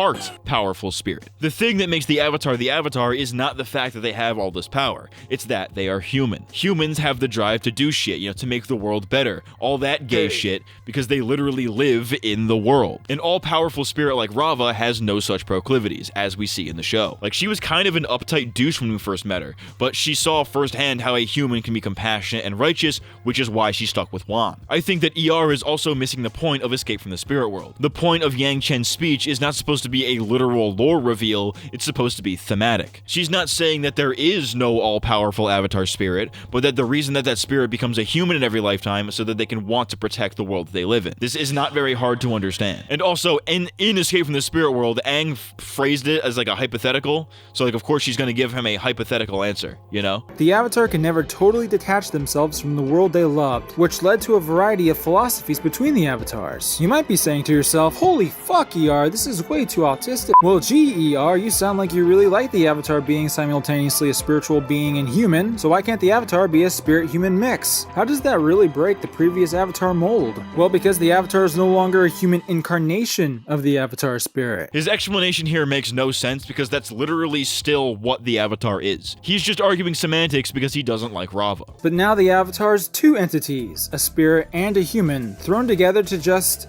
be. So why must the Avatar aspire to spiritual growth when it literally is part spirit? Because, dipshit, they're still human at the end of the day. Being half spirit doesn't automatically make you good at spiritual stuff. Even Aang struggled with connecting to his past lives at first, to the point where he needed Roku to reach out to him via the solstice. While the Avatar is naturally more attuned to spiritual stuff by virtue of being the Avatar, that doesn't mean that they're necessarily going to be good at it. It's like how each Avatar struggles with at least one element. They have the potential to do it, but they still need to work at it. Spiritualism is really no different. They have the potential for it, but some of them need to work harder than others. When it literally is part spirit, which would explain Whorra never needing to truly develop that part of herself. I love how he says this while showing a scene of her literally doing this. Also, this absolutely applies to Aang too. Just saying, double standard. Later on in Whorra Season 2, in Episode 13, Vaatu frees himself from the magic tree and fuses with the villain, Unalaq, to create the Dark Avatar. Yeah, the Dark Avatar. Just try to tell me this isn't fanfiction. Go a fucking head. It's not fanfiction, because fans did not write it. Apparently fanfiction is when thing I don't like. Anyways, ER's next major point is about the loss of the past avatars, a topic that it seems like we've been talking about a lot lately in this fandom. However, this is not the typical lore bullshit that we hear about these days. Rather, ER asserts that the reason that Break wrote the past avatars out of the story was so that they could do a hard reboot. I can understand one or two of these changes being implemented because Mike and Brian just didn't know what they were doing. But altogether, these changes decisively and thoroughly erased the old avatar. I mean, I don't know what more you could do to erase the avatar. It appears deliberate, calculated. Perhaps, in severing any and all links between the avatars of Avatar The Last Airbender and The Legend of Whorra, Break intended to finally make the avatar their own? In his opinion, all of the lore changes were a deliberate attempt to essentially erase Aang and all of their past work. This is genuinely insane, like actually pure schizo. ER never provides a reason for why he thinks they would do this in the first place. He just says, oh, I think they did this on purpose. Okay, but why? It'd be a pretty hard thing to prove, since Break are very open with how proud they are about both of their shows, even to this very day. So I am very inclined to believe that he didn't explain this on purpose. I'll never be able to prove Mike and Brian's real intent with Juan without them admitting to it in a Tumblr post or something. Even so, I still think they know what they've done here. They may not even think what they were doing was erasing Aang, but they believe they were improving on him, and damn what came before. In short, they George Lucas the Avatar. I'm convinced of it. Or it's just a joke that's under way too many levels of irony that I took seriously because I'm retarded. We've been raising this herd of air bison since the 100-Year War. What? The Fire Nation was raising sky bison. I don't see why this is so hard to believe when there have been several Fire Nation citizens who did not agree with the war and remained loyal to the Avatar. Stands to reason that some of the more spiritual of the bunch would be cool with letting some sky bison crash with them for a little bit. I think I mentioned this earlier, but it is also worthy of noting that maybe the Fire Nation wanted to weaponize the sky bison at some point after the genocide, so they let a few of them live. I mean, I'm just saying, man, think ER, think. Think just a little bit harder in that little Nagarino of yours. I have to close the spirit portal before that happens. Spoiler alert, she doesn't close the spirit portals that she helps Unalaq open. She didn't help Unalaq. She was forced to open them against her will, or Jinora would die. Please watch the show. But that's about all the substantial stuff from the beginnings review, and yeah, I don't think his points are very good. However, he does level with the audience at the end here. Fuck Juan, fuck Renegings, and fuck The Legend of Whorra.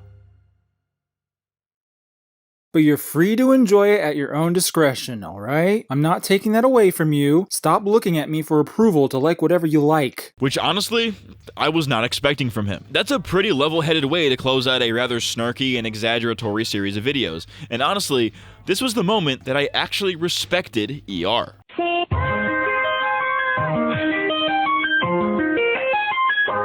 Whoa, I'm in different clothes again. Whoa, did you see? You would have known that earlier in the video if you had watched the Patreon cut on patreon.com/MattCMG. Fucking idiot, dumbass. Give me your fucking money, you stupid bitch. Finally, for ER's Big Bad Korra reviews is The Legend of Korrasami is turf and here's garbage, which is a big critique of the whole Korrasami ship as presented in the show and in the Turf Wars comic. While this did come out before his book 3 reviews that I talked about on the Patreon exclusively, I'm putting it at the end here to follow the show chronologically. I remember watching this video back in the day, but I don't remember anything that was said in it, so let's get right into it. Hey guys, Philip DeFranco here. Let's just jump into it. I used to be fat. I'm Philip the Fatco. Let's get this out of the way. I'm not a fan of how loose the art is. They should have hired another illustrator for backgrounds, and the covers are borderline false advertising. Low Kirkuinly, as somebody who liked Turf Wars when I first read it, I kind of agree. You know, I like the Gur Hebrew art style from the Avatar comics, and I feel like that's the vibe that Avatar should have in comic form. Some of the stuff in this one looks really ugly. Like, I'm sorry to the artist or whatever, but just not my vibe. Like, what do we, like, ER begins the video proper by discussing the evidence for Korrasami being a thing, and this is another thing that he is mostly right about. Friendship really blossoms in books 3 and 4. I kissed Mako when he was going out with you, so... You what? There's a hug, gone sexual, though Korra hugged the guys too, and she exclusively smiled at Mako, but Asami also holds Korra's hand out of wedlock. In book 4 there's another hug, although she hugs Mako too, but this time she blushes with Asami. There's a group hug with Mako. Oh, and Asami got Korra some tea during the throwaway clip episode, I guess. Then, at the very end, there's another unprotected hug, and of course, the eye fucking just before our heroines jet off to the spirit world.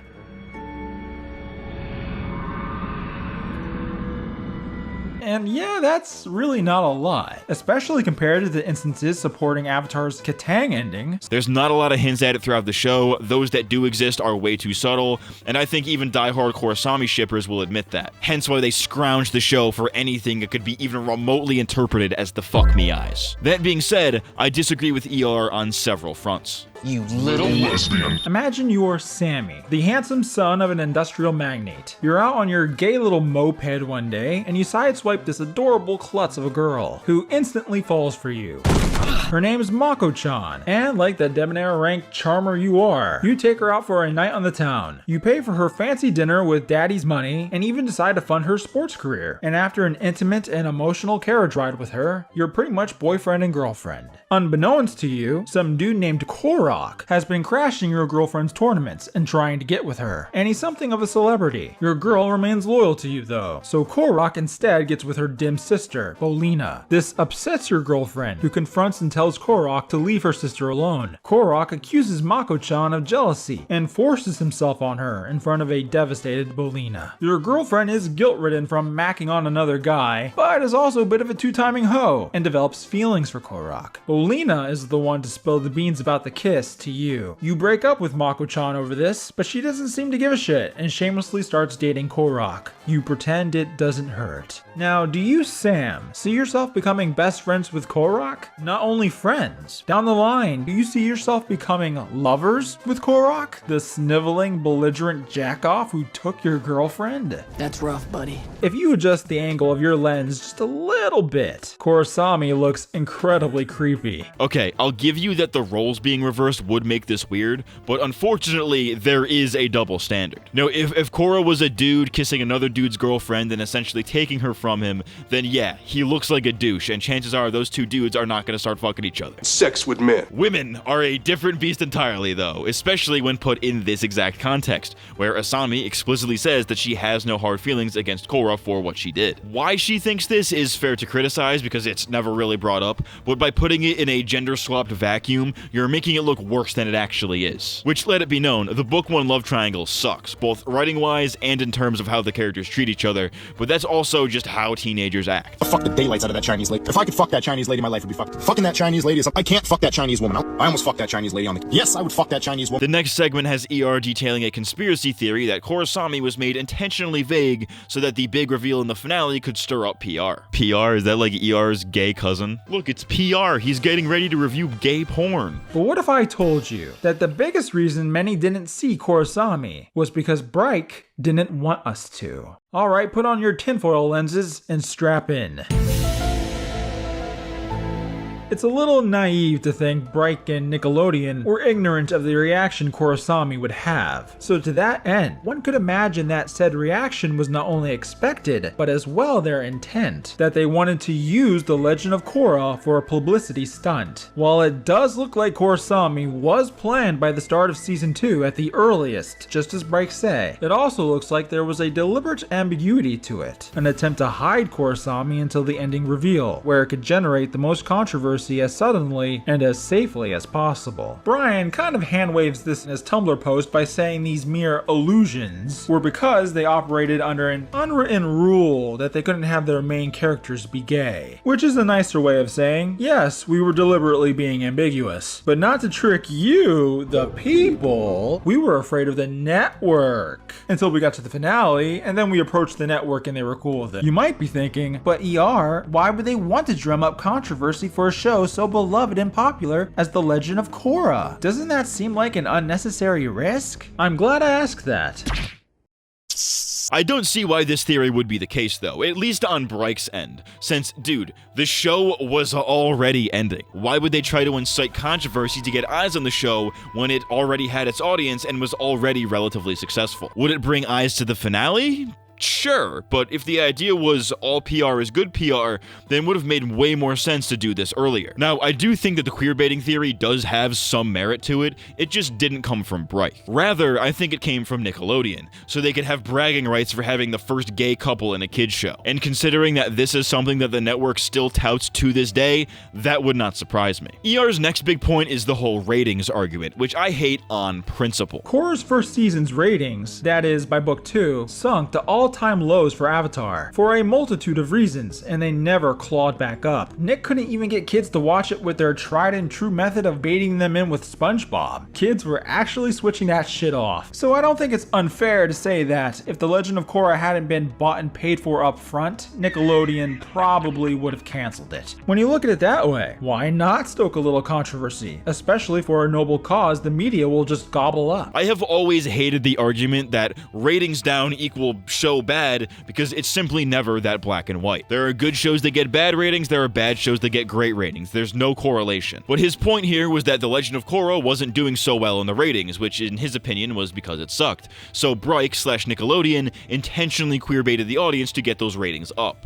I see the vision, but again, if this was the case, which I'm dubious that it was, then this would have been something to come from the Nickelodeon higher-ups, not from Bryke. The creative team doesn't give a shit about ratings. The executives do, and they tell the creative teams to do things with or without telling them that it's about ratings. You know, for instance, Avatar being from a kid's point of view was a mandate by the network, which did affect how they approached the show creatively. But if given the opportunity, I don't think that Bryke would have done it that way if the network didn't mandate it. Maybe if Korrasami wasn't so gross. You know, Korra goes out with all 3 of her best friends. She can't seem to keep it in her goddamn pants. Really fitting the Whorra name. You gotta respect it, Low-Kirkuinly. Shout out to the whores. Shout out to whores. You know, in all seriousness though, this is just how teenage friend groups operate, man. Not that I've been in that situation because, look at me. But it is very common for friend groups to date each other like this. This isn't like out of the blue. Getting into the comic though, ER makes a big deal about Korra coming out to her parents. Over dinner, Korra comes out of the closet to Tonraq and Senna, who couldn't be happier. Tonraq advises Korra to be careful about dropping this bombshell on everyone, to which Korra responds, I've dealt with a lot of narrow-minded people. I just didn't realize you were one of them. You really are a horrible father.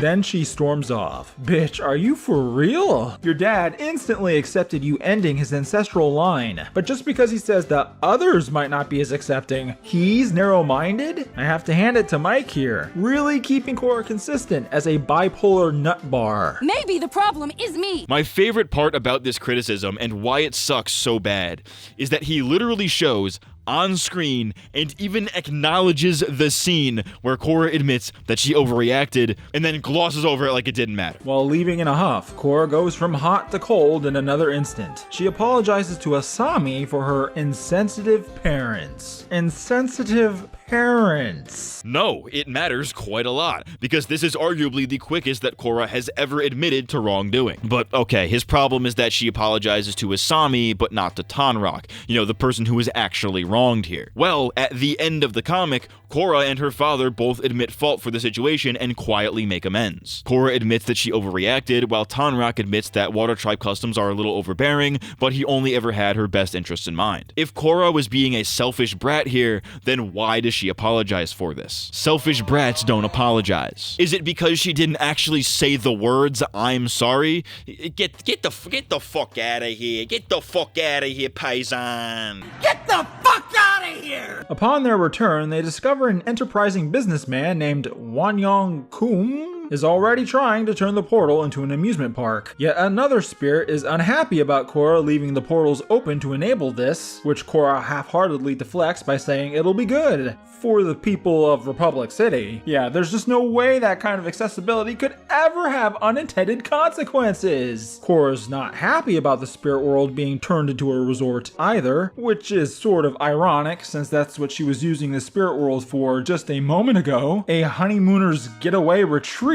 Hypocrite 1. A person who engages in the same. My guy, if you can't see the difference here, I don't know what to tell you. There is a massive difference between going to the spirit world to experience the spirit world and a real estate mogul putting roller coasters in it. It's like bulldozing a national park to build a Bass Pro Shop. It's just frowned upon, man. It's not illegal, it's frowned upon, like masturbating on an airplane. To be fair to Korra, at least the displaced people are a pretty diverse mix. Wait, aren't there only 4 distinct peoples in the Avatar world corresponding to the 4 nations? So where's she from? Or him? Is that a head covering from Wan's era? Or does the Avatar world have peacebenders now? Here to answer your provocative questions, Irene Ko. Yeah, I've added black folk to the Republic City populace, because why the fuck wouldn't there be? Haha, I try to diversify the crowds where I can, especially with South Asians who are underrepresented in all media. Why are there blacks? Like, sure, the 4 nations correspond to different ethnic groups, but that was never a hard rule. You know, Guru Patik was like Indian or some shit, for example, and nobody else in the Earth Kingdom really looks like that. I mean, maybe Boomy is like slightly Indian coded. He kind of has like Indian physiognomy, how do you say that? And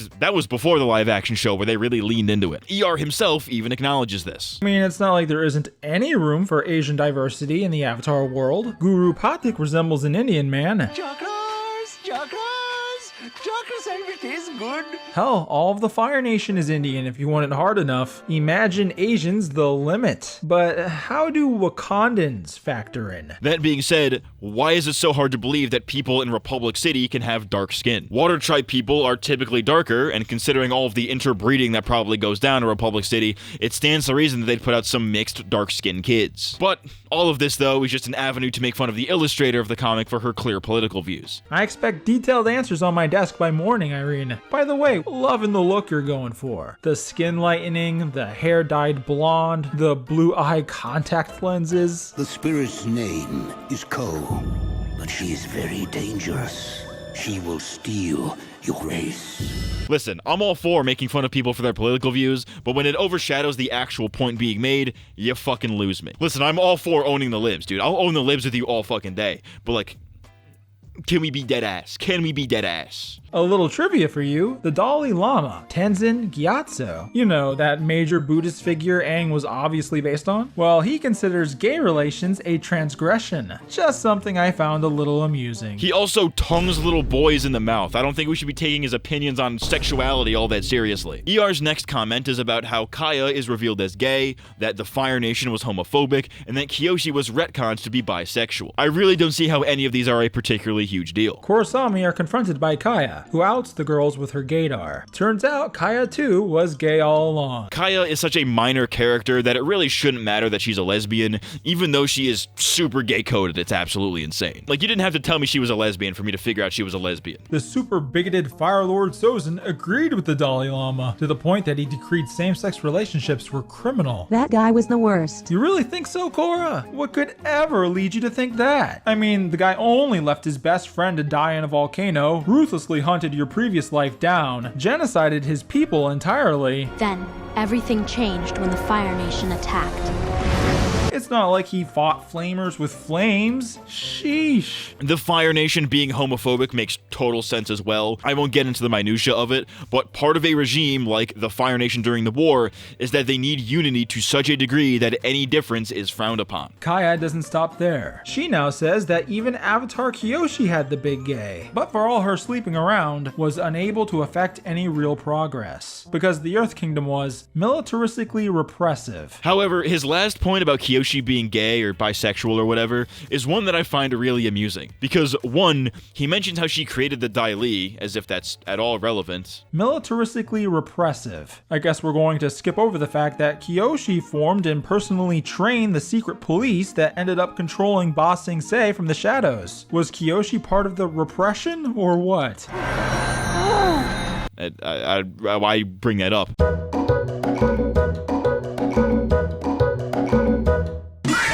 And two, this video came out way before the Kyoshi novels, where Kyoshi and Rangi have probably the best written relationship in the entire Avatar universe, let alone a gay relationship. And while that particular relationship wasn't directly written by Bryke, its inclusion does indicate that they learned from their mistakes with Korrasami. Or else there might be another spirit crisis. Raiko points out, rightly, that none of this would have been remotely necessary if she hadn't popped open a portal in the middle of the city.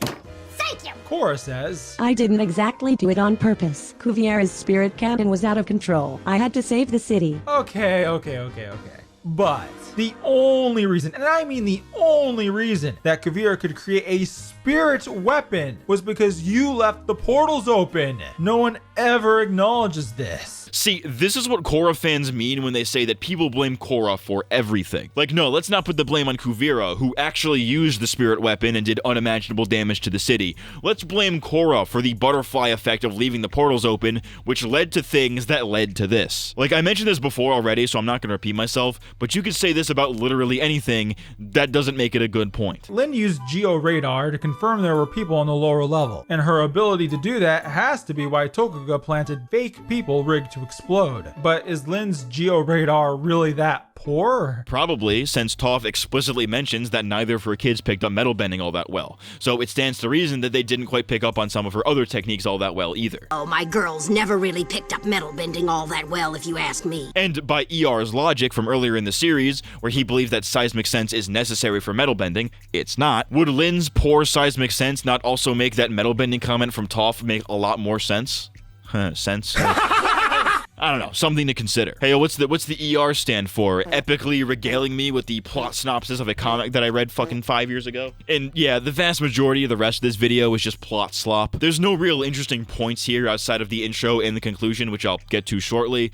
It's mostly just plot recap with the occasional joke. Nothing particularly bad about the video, but nothing that's all that good either. Anyways, ER ends the video by asserting the whole one-hit wonder argument, that Bryke had a lightning in a bottle with Avatar: The Last Airbender, and because of his and many others' dislike of Korra, he has no hope for the future of the franchise. From retconning the Avatar spirit to divulging Kyoshi's sex life, I've pretty much abandoned all hope they will treat Avatar honorably in their Netflix adaptation. It says, abandon hope.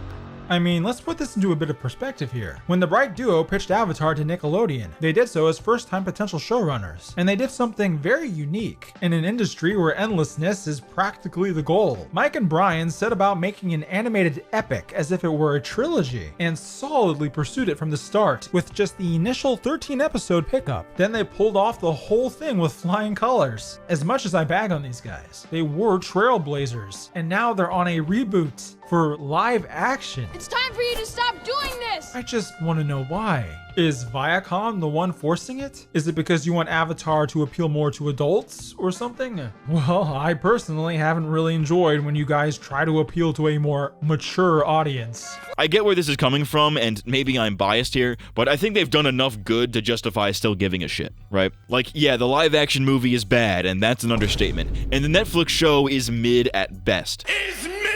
But I think even ER could admit that when Korra hits, it really fucking hits. Even the comics have some good stuff in them from time to time. Granted, his video is very old, like pre-Avatar Studios old, so he obviously had no context on stuff like the Aang movie or Seven Havens or even the novels or anything like that. As a hardcore fan, I see how easy it is to become jaded about all this, especially when they talk a big game and there's a chance that they might not deliver, but I think being closed-minded is the exact opposite of what the Avatar fandom needs. We should be hoping that their new projects are good at the level of the original series, not cherry-picking things that we didn't like from other projects and making that the expectation. Like, yeah, sure, they've put out some absolute stinkers, but they've also put out some absolute bangers since then, so like, this one-hit wonder argument I don't think works very well. Charlie Kirky, I'd spot the perky.